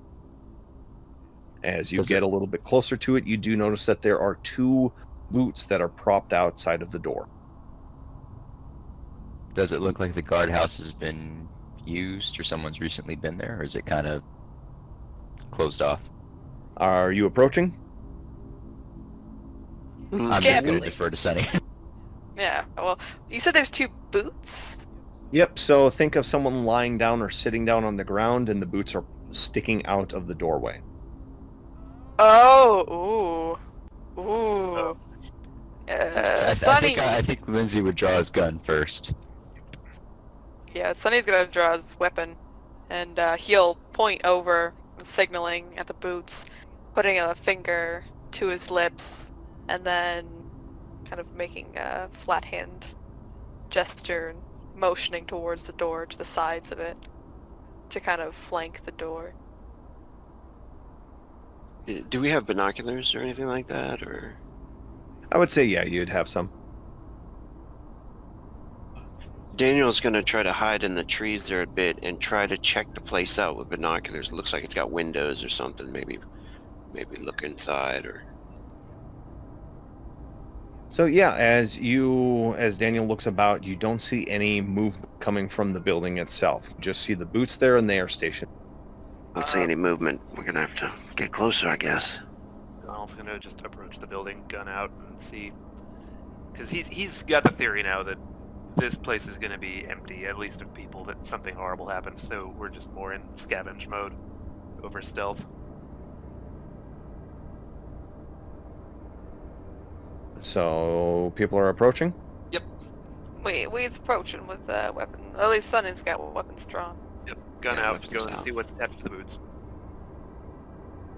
Okay, so as you get closer, there is a figure that is propped up against the wall. It's a smaller guardhouse, but you see that.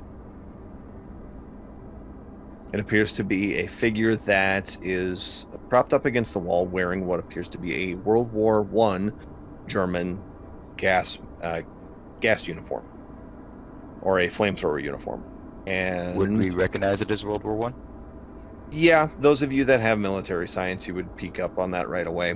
The interesting thing about this, though, is that the lenses on the face mask are tinted, and there are no visible seams or where do I put that?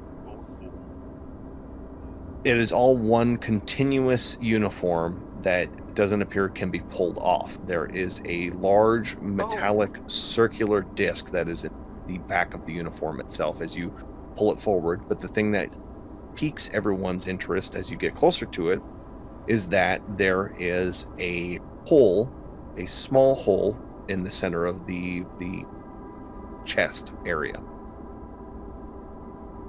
There is a rifle that is propped to the side, and yeah, you could guess that it is a bullet hole. Oh, right. Sonny looks to the others, and he puts away his gun, but he takes out his combat knife, and says, I'm gonna cut this open. Just curiosity's getting a bit to me. I think Lindsay would walk over and grab the gun that's up against the wall. Okay. And as Sonny takes the knife and cuts away the fabric, it is a thick, rubbery, rubber-ish. It's hard to quantify, but it is a flexible fabric that has a thick black polymer that is sprayed on the inside of it. But as you look around, there are no visible zippers or buttons on the inside, so the question raises to you is, how does someone get in and out of this outfit? Yeah. I think the question raises what's in the outfit right now. There's absolutely nothing. What? Oh my goodness. It must be a dummy of some sorts, I'm guessing. I mean, huh. I think this might be a dummy. He pushes it to the side, like knocking it to the floor. Yeah, I think someone came this way before and shot at it. Maybe it's a dummy that was filled with some kind of gas to kind of blow it up like a balloon. Somebody shot it, put a hole in it. Oh, that's reasonable. Yes, yeah. Let's take a little bit of a gander around the guardhouse and see if we can find anything. Tell us a little bit more. So, Sonny, as you push it to the floor, you hear a slight clink of metal. And upon further examination, you look down, and one of the hands has something clutched on. You pry open the fingers. It's not much because there's nothing in them to resist, but there is a small silver cross that is on a chain that is clutched within the fingers. And you recall seeing the picture of Alka and Bastion in Alka's home, and she was wearing a necklace that was very similar to that. How in the hell did it? Sunny holds up the necklace, showing it to the others. Isn't this familiar? I'm not going crazy. This is same as in the photo, wasn't it? How did a balloon hold a necklace? I ain't sure. Jesus ain't blessed these lands in a very long time. I think the other one has. Could be filled with kind of intangible that can just shrug off a bullet. Not saying it was, I'm just saying let's keep an open mind. True. Oh, I'm kind of hoping that what we saw last evening is maybe just because of the fumes, maybe from the crash. That's what I'm hoping. Let's just keep looking around a little bit and then we continue on. I don't want to stay out here any later than I have to. And then, Lindsay, I have given you the rifle that was on the ground there, because you were the one picking that up, correct? Yes, thank you. Okay, so as you examine the guardhouse itself, there appears to be a logbook that is buried underneath snow. Brush away the snow, you examine it, and it appears that Obersturmführer Eigner has checked in and out repeatedly on time from this compound once a week, and it has its destination listed as either Bad Hofgestein or Badgestein. And he checks in at exactly the same every day. The last entry was him leaving, which was roughly about 3 weeks ago.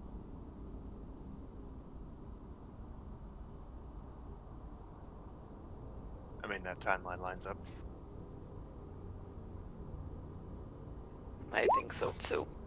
Said last entry was him leaving Correct. 2 weeks ago. Yes.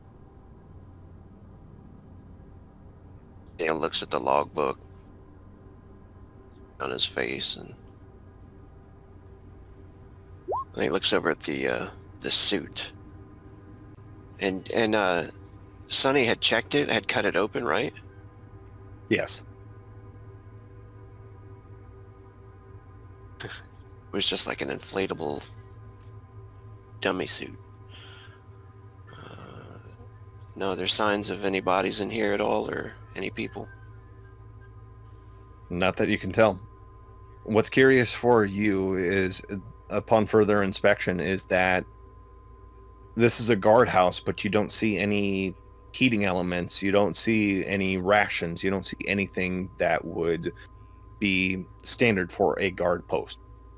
Just the logbook and this. There's not even a chair in here. Oh no. Can he look outside, right outside the door for tracks in the snow maybe, or anything any around here? Even up to the road, if there's any tire tracks. Yeah, as you look out, like I said, there's been fresh snowfall, so there hasn't been anything recent. Daniel looks back to the others. What do you say, Sonny? We keep going? Yeah. I don't think there's anything else for us here, but that cross. Mel, maybe it was a good luck charm that she gave him. That would make sense. All right, let's keep heading up. Let's keep going. So as you continue on further down the road, you do eventually come to a fenced-in enclosure. And what you see in front of you is this cement structure that is jutting out of the wall. Off to the right side over here, you do notice that there is a large garage bay, but otherwise you don't see anything else around. You see a box that is next to the door itself, and the garage doors appear to be shut. Does it look like it's been Alright. open recently? It does not.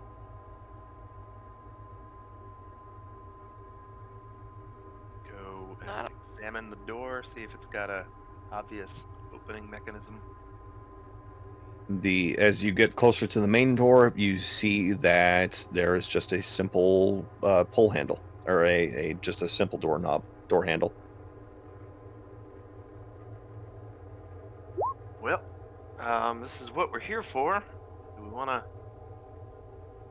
lollygag around a little bit, or do we want to get in and face whatever gaseous I- claw hell spawn? Point man. I'll take point. You can follow behind me. I'll step in front. Sunny swallows hard, but he'll step in the front and slowly and carefully open the door. As as Donald gets more evidence that we are actually possibly fighting the forces of hell, he finds himself almost more confident, because that means maybe he might be protected. So he's a little bit more willing to step into the face of danger. So as you all steel yourselves as you see fit by either praying to God or swallowing hard or wishing that you were somewhere else, Sunny opens up the door, and inside you are blinded by the radiance that is coming from the hallway in front of you. As you squint and hold your hand up, it is difficult to make out specific details of the hallway itself. And you see that there is light radiating from every spot available, from the walls, from the ceiling, and even from the floor. I think Lindsay's gonna look at the group and go, I think whatever was following us in the woods must have been kept here at some point if the light is what causes problems for it. We have our flashlights even a thing in this? If not, we should get torches, because we don't want what happens if this goes out while we're inside, I suspect. I don't think any of us brought a fire kit. We don't usually have fire kits as standard bombers. I don't think anyway. Like, I don't know.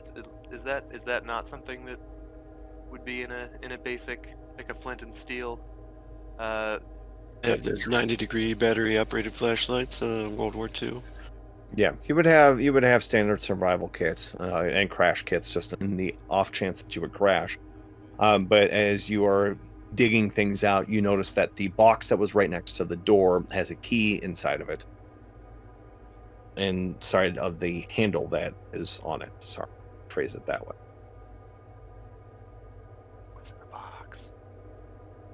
Do you open it? Oh, Yeah. oh, okay, you open it, not me. Yeah. As you I'll open it, there are sets of goggles inside that have welder's tint on them.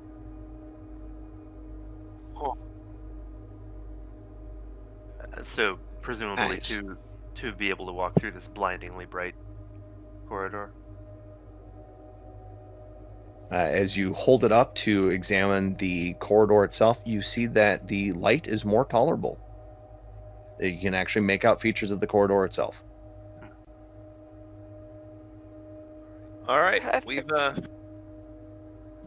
got equipment to get in here now. Hand them out. How are there at least 4? There's about 8 sitting. I think Lindsay would take one for him and then keep one extra just in case, since there's multiples. And we're hopefully finding somebody in here and escorting her out. Yeah, Sunny will take one and strap him on. Alright, let's get in and get out quick, just in case. I don't want any sort of power failures in here. Right, so as you all start to make your way into the facility itself, hear this rhythmic thrumming noise, hum that is all around you, surrounding you. And as you look down the hallway itself, there is a straight hallway, and it appears that to the right side, about 20 feet in front of you, there's a door to the right, which you can surmise leads to the garage.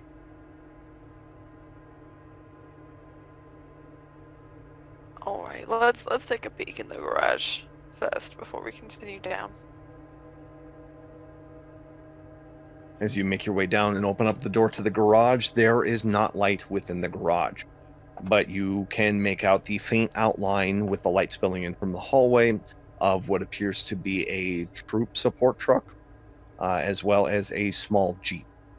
And as you look around, you see that the garage door is operated by what follow the lines looks like a generator towards the back, and there are fuel pumps towards the back of the garage itself. Generator's running, I assume. It is not. Oh. Oh, and there's no light in here. Oh, right, dude. Okay, let's, we got them torches, right? Those, flashlights. Or at least glow sticks or something. Let's, maybe light some up and shine them in here. I don't trust going in no darkness. As you turn the lights on for the garage itself, you don't see anything standing out. You're able to make out fine details of the truck itself, the Jeep itself. It appears to be a standard issue Volkswagen Jeep. All right, Probably- here's Go ahead. Alright, here's what I think we're gonna do. We're gonna have a look at this generator in here.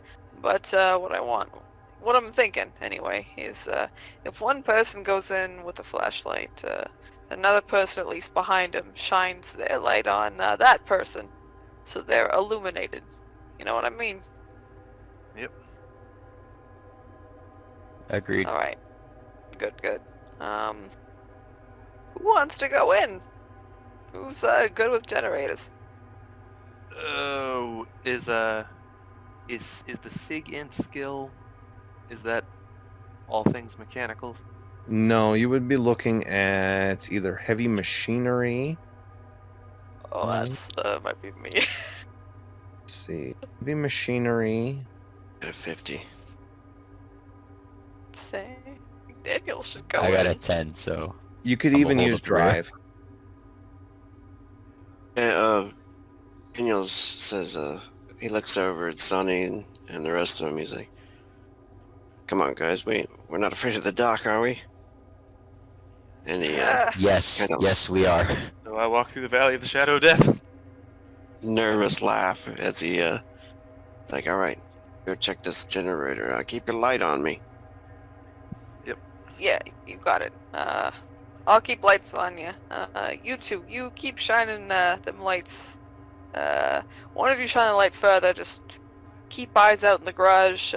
Other one of you turn around and keep eyes on the behind us, just in case you don't want to get snuck up on. I'm gonna look behind us and keep watch, but I'm gonna hand my flashlight to whoever's gonna be pointing it towards the room, so at least he has two. I'll have both hands with flashlights and just sort of be watching around the room. I've got good alertness. Okay. Go ahead, Sonny. I was gonna say Sonny's shining his flashlight onto Daniel there to illuminate him. Okay. As you make your way inside, it is a fairly large garage, but nothing leaps out at you and you don't hear anything. You can make your way back to the generator free and clear if you want. Yeah, Daniel inspects the generator, and I mean, he's got a 40 in German, so if it reads anything or works differently, whatever, he'll start it up if it's not running. It's not running, and it appears to be a pretty standard diesel generator, fairly large as well. But as you start it up, it starts making generator noises that echoes and reverberates throughout the garage itself. But you're able to prime. There are fuel tanks that the generator powers, as well as open up the door if you want. Yeah, he's like, let's open that door up. Yeah, let's get some natural light in here. Good idea. Okay, so as you open up the door, you are greeted by the mid-morning light of outside and the fresh, cold air. Oh, how far away would the base be or the encampment be on foot? It's about a half a mile. Between Baggerstein and the encampment, it is total about 3/4 of a mile. Hey, Sonny, about we take one of these vehicles, and maybe park it a ways near the encampment in the woods, maybe hide it for a getaway if we needed to get out of there quick. Yeah, that's a great idea there, Daniel.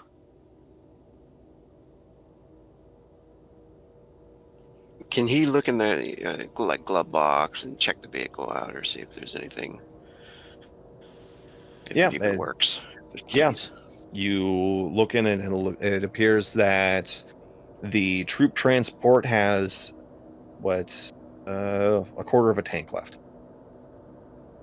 Keys are in the. Start it up. You start it up, and it echoes throughout the entirety of the garage there. Did you want to fuel it at all? It is sitting at a 1/4 of a tank. Yeah, he turns it off and then nods to the others like they're good to go, should we put some fuel in it? It needs a little bit more. Yeah, let's fill it up a bit. Is there anything deeper into this complex, or is it just here and then the garage? The hallway continues on. The garage was immediately to your right. That was about Gotcha. 15 feet down. You've got the hallway in itself is 50 feet before it curves to the left. Oh. Yeah, we should, if you want to fuel that up and then get back here, we can, we've got this ready to go. We got the door open. And if we need to make a real quick escape, we got the keys. We can run to the garage, Yeah. get out. But we should keep exploring in here. So Daniel's got the keys, and he shakes them before he puts them in a pocket, kind of so everybody knows what pocket he's putting it in on his jacket, or his shirt. All right. So you go back in and continue down the hallway. After another 25 feet from the garage, the hallway turns starkly left at a 90-degree angle. You continue down 15 feet and then right immediately again. As you look down the hallway, you see that about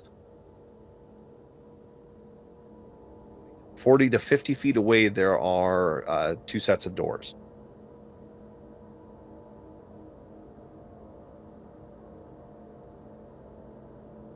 Is there anything distinguishing about these doors at all?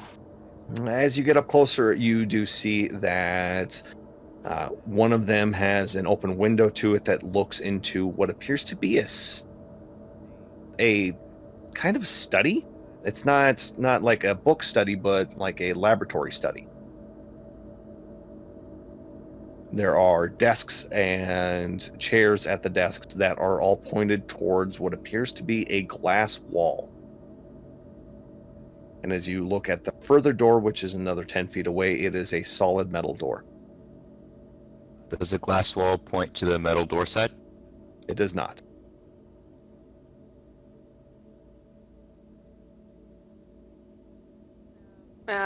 Sonny's gonna go over to that metal door and press his ear against it just to see if he can hear anything on the other side.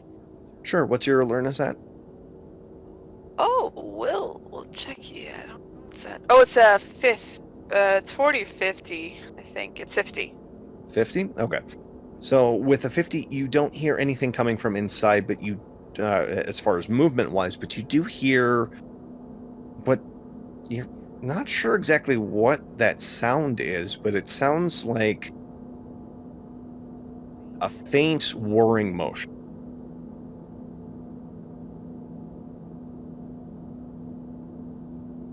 I ain't sure what's beyond this door, but it's really an unknown for us. So if y'all want to take point, I'm gonna open it just to see if it's like a generator for I'll this take word area or over, something. Demonic whispers for sure. Yeah, me too. All right. On 3, 1, 2, and on 3, Sunny pulls open or pushes open the door. Okay. As you push open the door, you are immediately buffeted with a wave of. You can smell the acrid odor of hot plastic which commingles with warm metal and baked dust. And as you peer into the room, there are rows and rows of cabinets, but it appears that there are what looks like metallic discs that are spinning at different intervals in the upper. As you look to the right of the open of the door, there is a large box that has a German word written above it, but there's a large red button. It's a German word. It says Ooh, yeah. lockdown. Look down. That's what Sonny says it, or Daniel says it when he sees it. Good one to know about. I wonder why it says lock. Maybe it'll seal all the doors. Let's not press that if we can. What's with these discs? Sunny's gonna. You're going to step in? Yeah, Sunny's stepping in the room. Is it lit up or is it It is. dark? Okay, Everything's good. lit up so far. Sunny's gonna step inside and look at these discs. Okay, so there are 2 discs that are roughly about 6 inches in diameter that rotate unevenly, while a layer of black, shiny material travels between them. The room continues further on and winds at different angles. Dark, shiny material. Maybe It appears to it's- be roughly about an inch in diameter. Can we touch it? It is behind glass. You could break it and grab it. I think we should not break the glass at this point. Yeah, maybe we should look at that other room with the window in it. That one there. Maybe we should see what's in there. Maybe it'll give some sort of explanation to this whole place. Well, you've only gone in roughly about 10 feet to this room, and it angles to the left after that, but that other room is entirely open. Having kind of trouble visualizing. Can I use my heavy machinery maybe to try to like figure out what maybe this device has any use for, or? You can certainly try, yeah.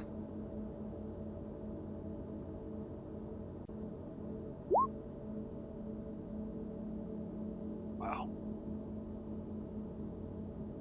Why did that roll that?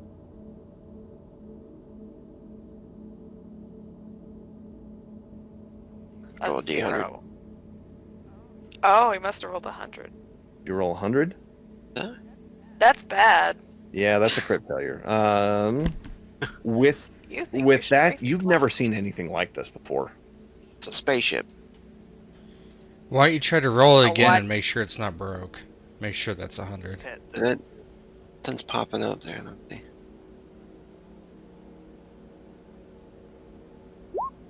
Eh? Must Okay. have been 100 again.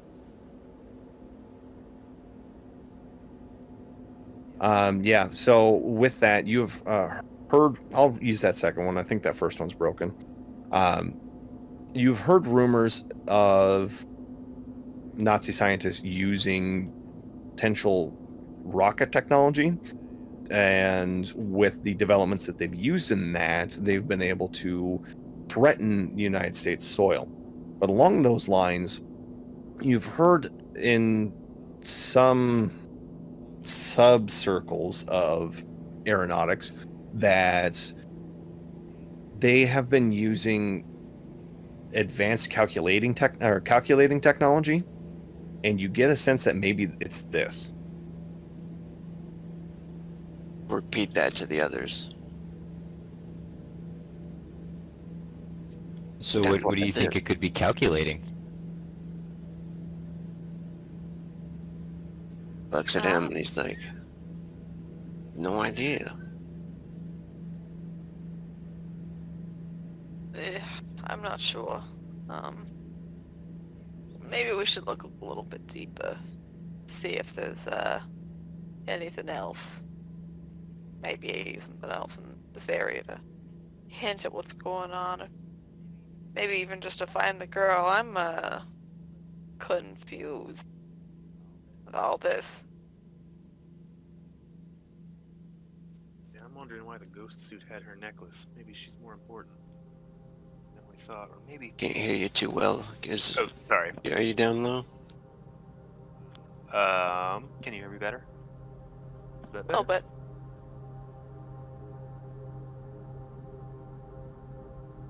Doesn't matter. Keep going. Looks over at Donald and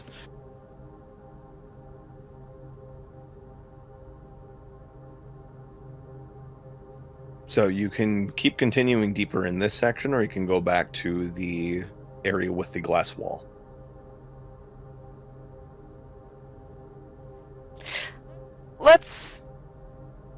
Let's keep going in here. We'll come back if we need to. But yeah, let's keep taking steps. Question: was the area with the glass wall a single room?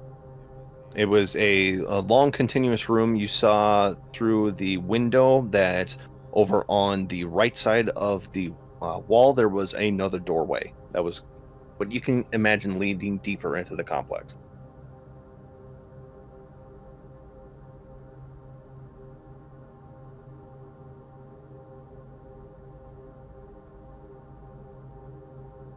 I think deeper's the Right, only Sonny. thing we got.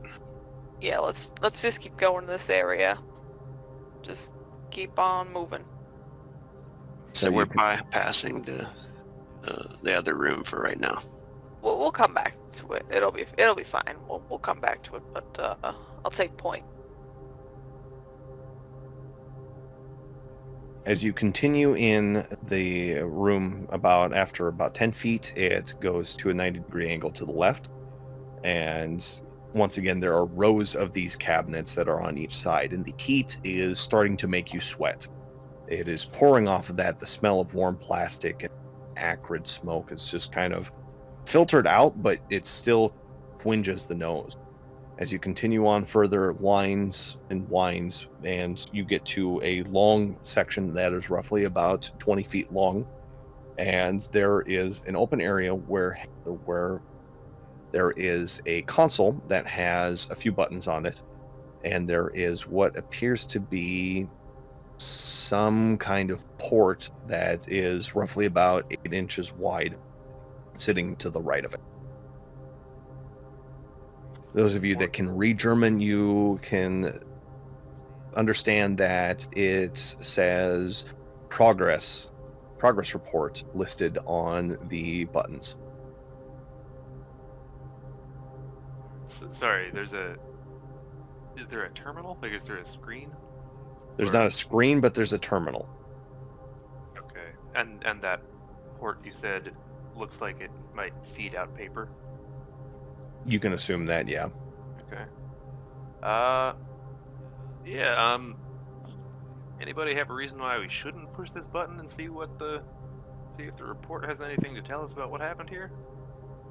I think we should push the button and see what report it has. At least it can give us a inkling of what's going on. Button pushed. Check it out there. See? All right, you push the button, and after a few moments, you start hearing the collective wheels of every console that is, or terminal that's, sorry, not terminal, but cabinet that is surrounding the wall on each side start to spin up more fast. It takes several minutes of contemplation before you start seeing sheets come out of the slot next to the and it's continuing to be ream after ream of paper that just continues piling up. Is the paper, does it have like readable text on it? It does, and it's in German.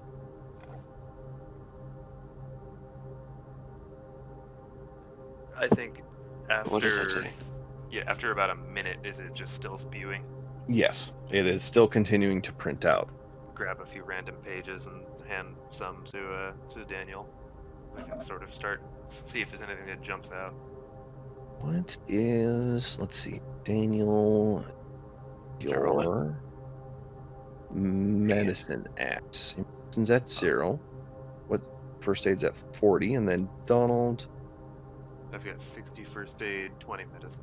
Okay, so with Daniel, as you start reading the report, you get the lists of names. There's roughly about 30 of them, and you are understanding that the statistics that are next to them are heart rate, brain activity, just basic stats that you come across when you are examining someone's vitals.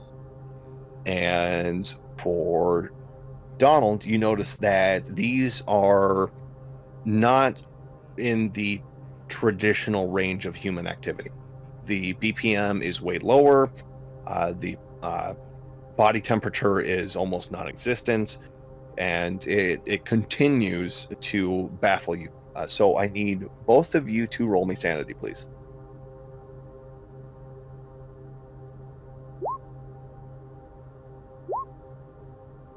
You both succeed, and it's there's no sand loss. It's just weird. It's something must be weird with this printout. Daniel's shaking his head and looks over at Donald. Strange numbers for sure. So we rationalize it. We don't think that it's connected to anything spooky. You can take it and look at it later and try to figure more out, but off the top of your head, just looking at this, it's like, yeah, this is weird, but I don't understand what's going on. Okay. Yes. You make of this, Donald? Uh, Numbers. yeah, I think it's garbage. Something, I don't know what all the spinning thing is. Machinery. This is why we keep records of humans. U.S. of A. That's why we're gonna win the war. Lindsay's gonna look at him and say, "Well, what do the papers say?" They're Yeah. vital statistics for, I don't know, subjects, patients. It looks like they were taking in vitals, biological samples, I guess, of these people. The blood pressure, the heart rate, all of this. It's not human though. There's no way that these people would be alive. There's no temperature, and It's malfunction. it makes no sense. Trust in machines. Subjects wouldn't even be alive.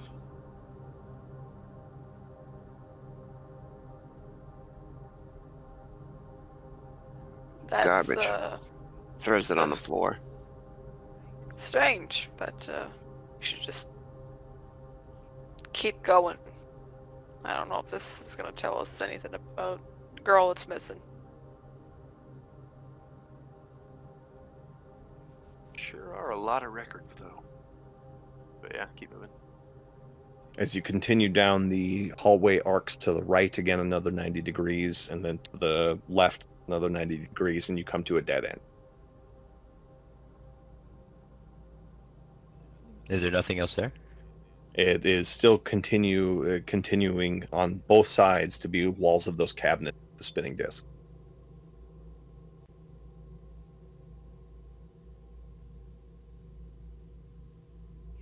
You know, Yeah. once we get back, we could report this. Maybe it's sort of it's a hub information. This might be good just to bomb later. That's true. We should check the other room, though. Yeah, of course. We should head back to that sciencey room. As you make your way back, and sorry, go ahead. Oh no, go ahead. You make your way back to the door with the glass window in it, and you open it. And as you step inside, you are immediately greeted with rows upon rows of tables that go about 30 feet into the room before they are stopped before a large glass wall that shows into what appears to be an operatory on the other side. Is it like a room where they do surgery, or is it just like a white room that doesn't have anything in there? It is all still brilliantly lit, but with your goggles on, you can make out fine details. The desks appear to be for taking notes, like there is enough room on them for at least 2 people to sit astern. And then on the other side of the thick glass wall, there is an operating room over there. Is there anyone in the operating room? There is a very large metallic table, and next to it is a smaller metallic table that appears to be closer to human size. As all of you get closer to the glass wall itself, you notice in the corners there appears to be condensation. And as you listen real closely, you can hear Oh, good. Don't see anybody though. you don't see anything. Like Yeah. nothing in the room at all. We look through the corners and there's just nothing there. You don't see anything over there. Jimmy Roll me looks at the sanity. others. Looking at the blindness without the goggles, do we see anything in there? You don't see Sorry. anything.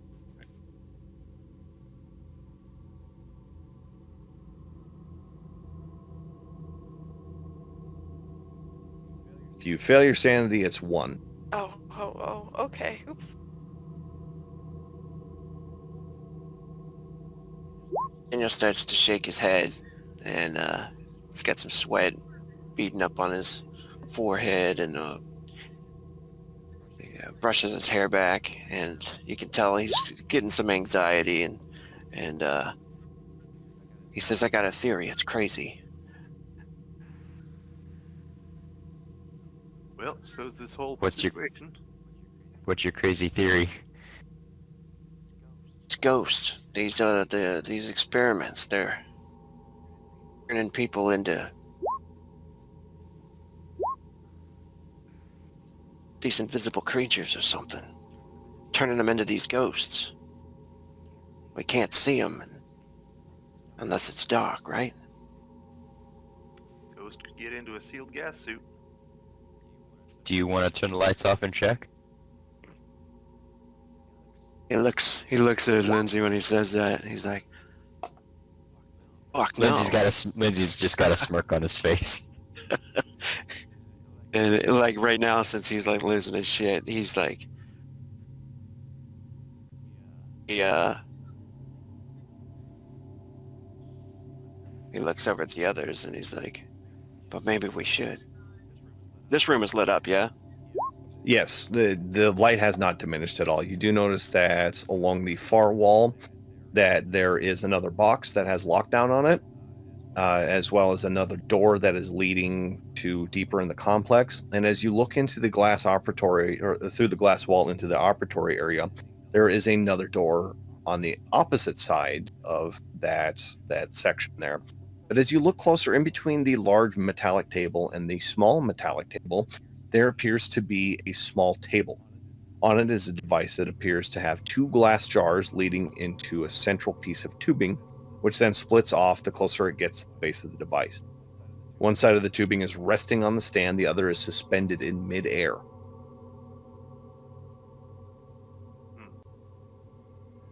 I think we might need that thing. I don't know what the heck it is, but let's just be careful. if we're gonna go a bit deeper, I don't think we should turn off any lights. I think we should leave them on. I don't even want to go down to that room, but I think whatever that is. Sorry, clarify 1 second. The tubing, the end that's in the air, does it look like it might be implanted in something invisible? Is that the kind of suspended in midair it is? It is. You are a little too far away to get definite understanding if that's the case. Okay. And as you look at the glass wall, this is inches thick. Like this is almost a half a foot thick of glass.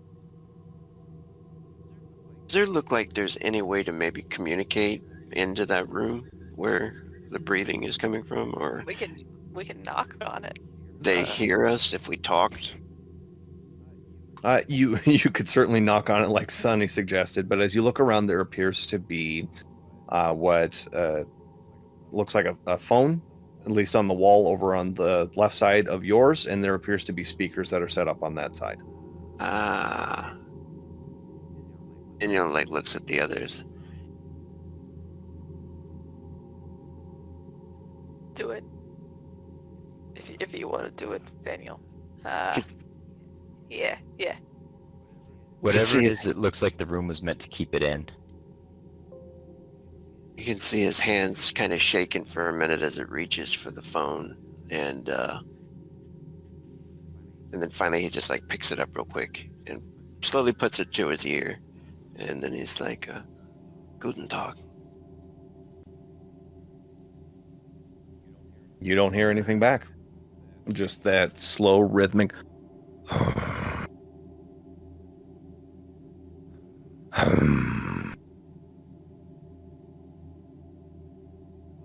We'll ask, "Are you okay? Can you talk to me?" No response. Goes to, and he puts the phone back on. So I'm Maybe guessing Casper isn't very talkative tonight. Maybe it's some sort of like I don't know. Auditory some sort of trickery. I don't know. Let's sit down there and grab that thing and keep the lights on. Yeah, you know. Wait, you want us to go in the room and grab the thing? Well, yes. I'm not convinced going in there is a good idea. At least until we... Look, there's lights on, right? And I feel like if the lights on, we'll be okay. He doesn't have any science, so I don't even know if he would think about this, but he's like, what is he? What if it is? What if it's not even tangible? Look, we've been seeing a lot of crazy things lately, but I don't believe in ghosts, okay? I really don't believe in no ghosts. So, look, how about this?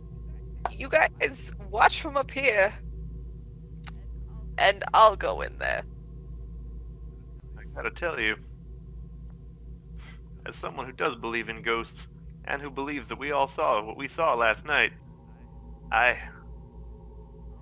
I'll pray for you, and I'll tell you that I think it's a bad idea to go in there. I'm gonna second that decision, as it's a very, very bad idea to walk in there, because whatever it is, it's up against that glass. We may not be able to see it, but something is there. Look, I think the lights protect. I think the lights, bless us, all that sort of thing. I think I'll be okay. Just watch out for me. Want us to Please. close the door behind you? Sure, whatever you feel is safe. If I start screaming, come down here and save me. But I think I'll be okay. Okay. So you're going in, Sonny? Sonny's gonna go in. It's such a bad idea, but I want it. I want the thing. All right. So, So- just muttering prayers. As you leave the operatory, you see that there's a hallway that continues on further. After about 15 feet, it turns to the right, but it continues on another 30 feet with doors leading for an opening to the left, or you can continue straight ahead. The doorway straight ahead of you is a metallic doorway. The doorway to the right is the one that leads into the operatory, or sorry, the left that leads into the operatory, but the way to the right is a further hallway. I'm gonna look at some of the passing doors. Look in those areas. Okay, so Um, as you get down towards the end, the left is where you can determine would lead into the operatory, and the door straight is a thick metal door that doesn't have any doorway on it or any window on it, but it can open. Sonny will again take out his gun and carefully crack the door just to see what's in there.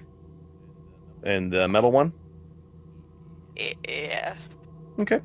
As you open up the door, you notice right away that there isn't light coming from every angle in this room. It is a standard lit room, but what you also notice is how tall the room is. It stretches 20 feet above you, and you see that this is required due to the metal pipes that come in through the ceiling, leading straight down into partitioned stalls. There are 18 stalls in total, and inside each of these stalls is the uniform of what you saw outside, that World War I German flamethrower uniform. But it appears upon closer inspection that there is a pipe attached to the back of the uniform in 2 spots. Shit, Sonny. Oh, I think I know. Oh, I think I kind of know what's happening. Oh, I don't know. Sonny, he looks at that. I don't know if he'd know. To the side of the door is an electrical switch box with a small lever control. And then on the opposite side of that, there is another electrical box with a large red button, which by this point you have learned the German word for lockdown. So I'm Also, able to you do reach. see. Sorry, go ahead. Oh, I'm sorry. I one more thing here. You do see another door on the right side of that area.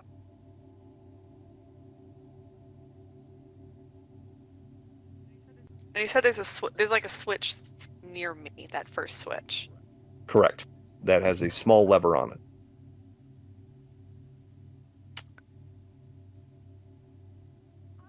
I'm gonna pull it. Okay. So, as you pull it, the rest of you hear a large mechanical noise that overtakes the rest of the area. It overrides the dull hum.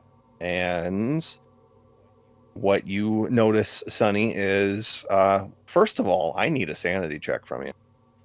This is such a bad idea.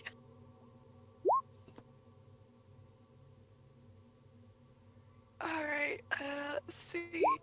Oh, I did it. Okay. Hey. So now this might be one of those points where if you reach your breaking point again, you might have to. Oh yeah, that's 6 sand. This is going to be a fight, flight, or panic here for you, or sorry, fight, flight, or catatonia.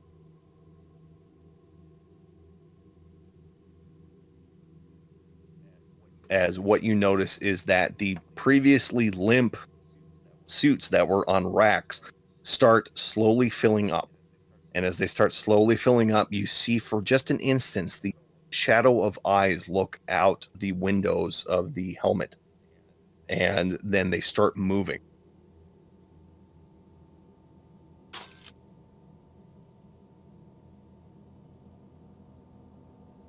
Need to see. Oh, that's not good. Okay. All 18 of the suits come alive and start detaching themselves from the hooks. Get the hell out of here. Do we see her or him? Do we see Sunny? You do not. Sonny went off by himself. Yeah, so we have no idea what's going on right now. Nope. did say if Oh, I Sunny start took off screaming- the tunnel. That's right. We're waiting for Sunny to pop up in the other room. Is that what's going on? Yeah. You are, and it's taken a little bit longer, but you do hear the sound of not a generator, but a more mechanical sound coming that override the low hum of the facility.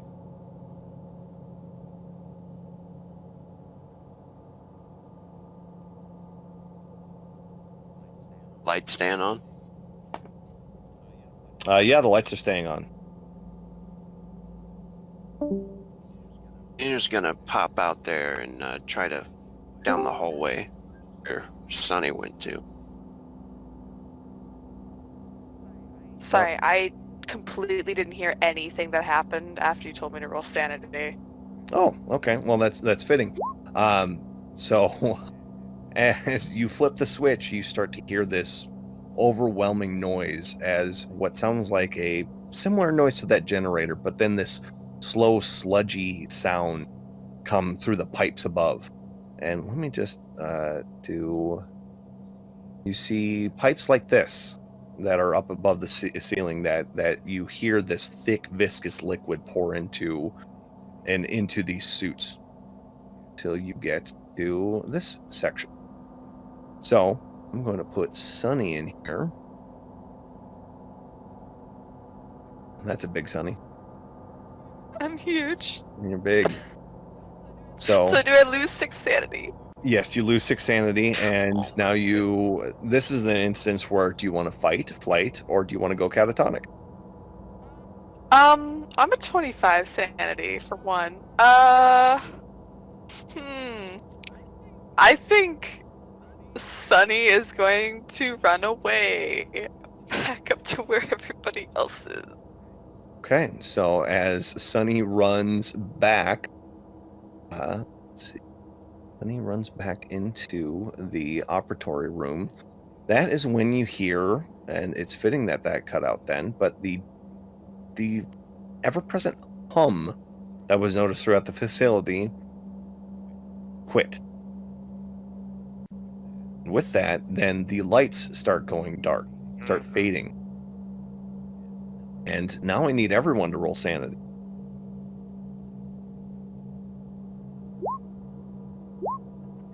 I'm so sorry.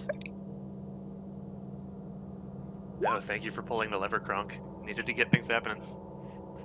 I knew it would As happen soon as if I that- still did it. As soon as that stuff, I'm gonna look at him and say, "Do we need to lock down this place?" Sunny just runs out and just nods like, lock it down, lock it down! All right, so those of you that made it, you will lose 1. And those of you that failed will lose 19 sanity. As on the large metallic table within the operating room, there is a large hulking figure that slowly becomes more and more visible. It has many mouths that writhe in and out of its continuous form, eyes popping in and out of it. You aren't sure where it begins, but it looks vaguely beastish / humanoid. It is unclear of what to make of it. But as the darkness starts to fade, or it starts to increase and creep into the room itself, the creature starts to stand. And those of you that are in the room, you start hearing the steady march of boots coming down the hallway.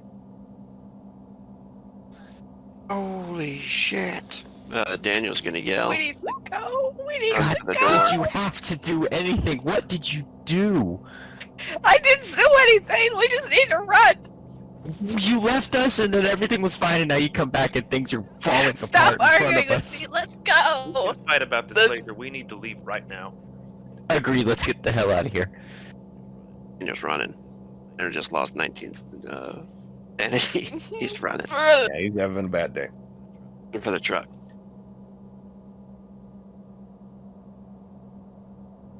All right, so as you slowly make your way throughout the hallway, you hear the shattering of glass behind. And actually, Slowly. that's what you see on the operating table, slowly lumber. Oh, hell no. We ain't slowly making our way out. I'm pretty sure we're booking it. Yeah, we're booking Knocking it. over And tables and chairs, trying to get to the doors. oh no, yeah, my suspicions were right. Oh, So, people, people that are running, I need you to roll me athletics, please.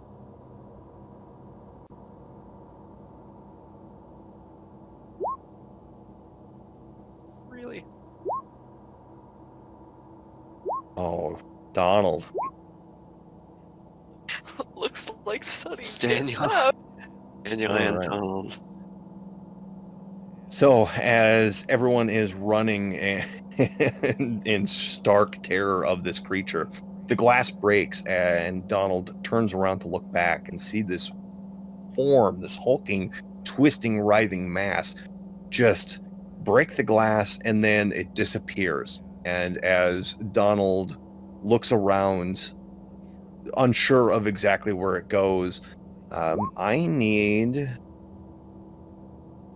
Let's see here. Yeah. Donald, make a dodge roll, please.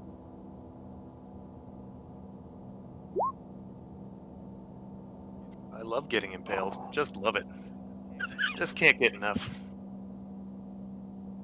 Okay, so let me.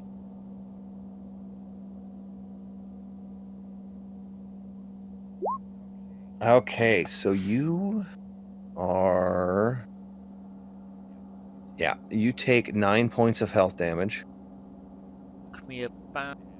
as you stumble and fall to the ground and you look and you can't see the creature anymore, but as the lights fade, the shadows rise, and all of a sudden you are on your hands and knees, and your hands in your knees are no longer are on the ground, they're in the ground, as these teeth, these black razor sharp teeth, just encompass your hands and legs. You scream out in pain as your comrades bolt out the door. I failed mine too.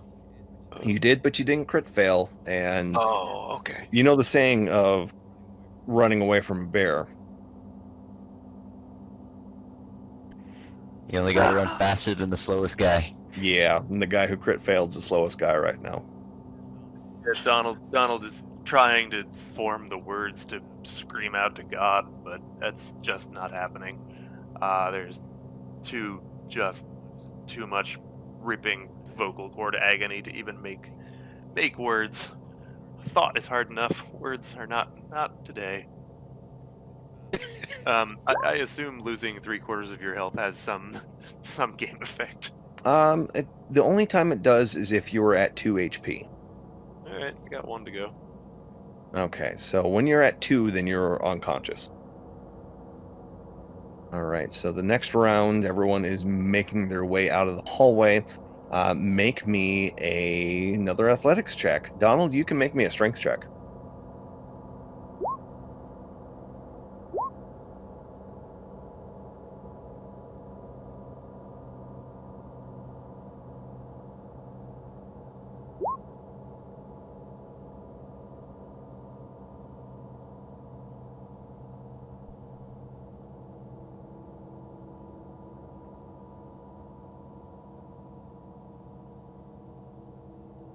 And we are.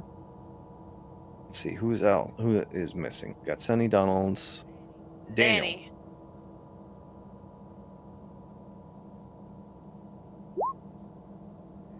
Okay. While Danny's doing that, Donald, you're able to pry your appendages out of this creature. It still doesn't have enough solidity to maintain itself within the floor. You shake off the stark raving terror of being consumed by this creature from below and start making your way down the hallway as it cannot hold on to you at the moment. Huh. So I still have like all 4 limbs. You do, but they are torn to shreds. You are running on pure adrenaline at this point.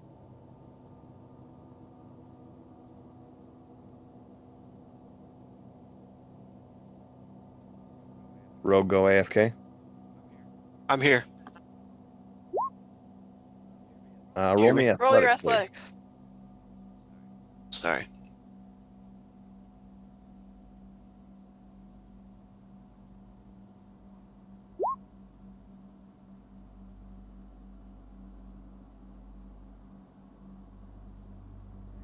Okay, so all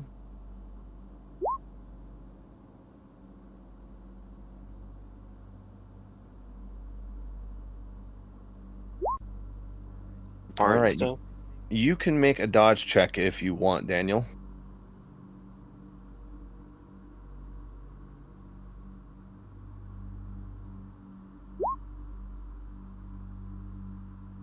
Okay, you are able to merely dodge out of the way by a hair's breadth as the shadows are encompassing and consuming the walls around you, and this just needle point thin wire juts out in front of you. You dodge underneath it as it shears off a piece of your scalp, not doing any severe damage, but enough to drive its point across that it's sharp. And then everyone give me one more athletics check to get out.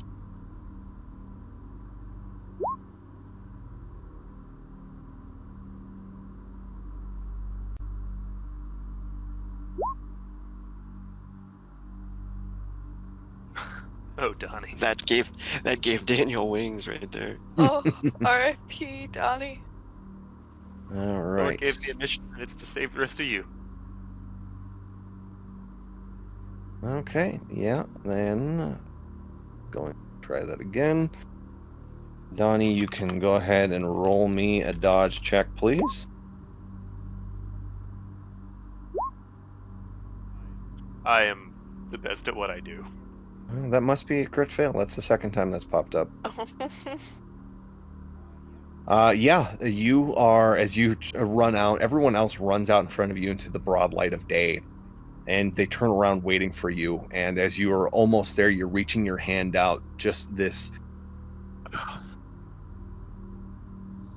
spear almost, just this conical spear of darkness goes right through your hand, right through your body, and you cry out for just an instant as you slowly begin to fade into shadow and cold. The last rest of word you- out of the bunker is, Sadie! And he's gone. The rest of you roll sand, please. You just watched your comrade perish.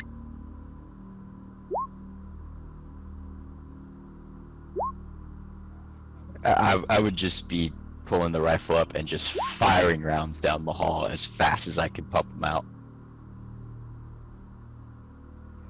Yeah, you shoot into the hallway and you just see this massive eye take the entirety of the hallway up.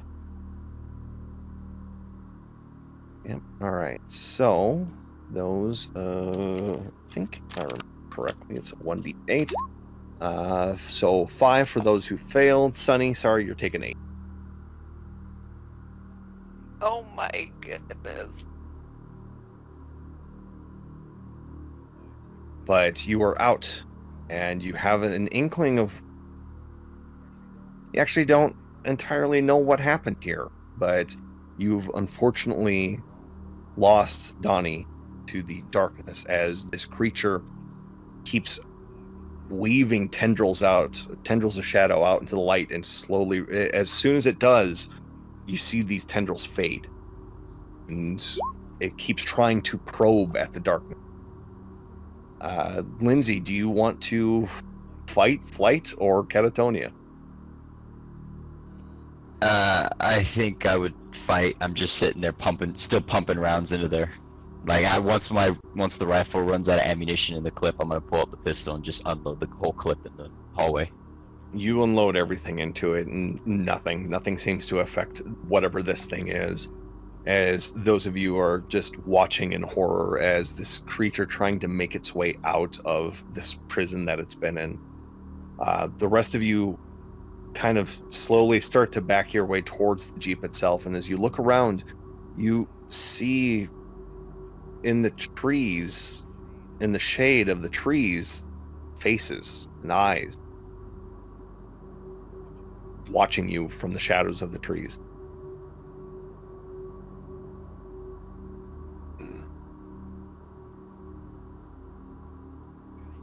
Out of here! Just go. Just go. We gotta get out of here. I think Sonny's just evolved into screaming at this point since he's at 16 sanity. Yeah, it's a bad day. I'm definitely gonna grab Sonny and start dragging him by the collar wherever we're going. Well, I believe you left the truck out, right? You pulled it out of the garage? I think we kept it. It's in the garage, but the garage doors are open. Yeah. The garage doors are open, but some of it's in shadow. Okay. You want to Yeah. risk going in? I'm just walking away. I'm not going in there. There's no way in hell I'm going in there. Okay. Did we run out into the light? You're outside, yeah. It's close to about midday at this point. Yeah. I don't think I would run back in there. Would probably running on down the road. Those of you that... Sorry, go ahead. In the daylight, yeah. It would be probably running down the road is what I think we would. As the three of you run and scream down the road itself, you make your way back onto the highway slowly. And after about 45 minutes of quiet and breathing deep and trying to collect yourselves, you make your way back to Baggerstein. And you go and what do you tell Helena and Leopold? We'd definitely tell her that their daughter's dead and that their son-in-law's dead. They're not coming back. Yeah, definitely give them the what is it? That cross, the necklace. Okay. As Like, you hand that over, Helena breaks down into tears, and Leopold just nods and hugs his wife, and he goes, "I'll take you to the border." Thank We're you. incredibly sorry. And Daniel's translating. I said we're incredibly sorry for this. I mean, we just lost one of ours.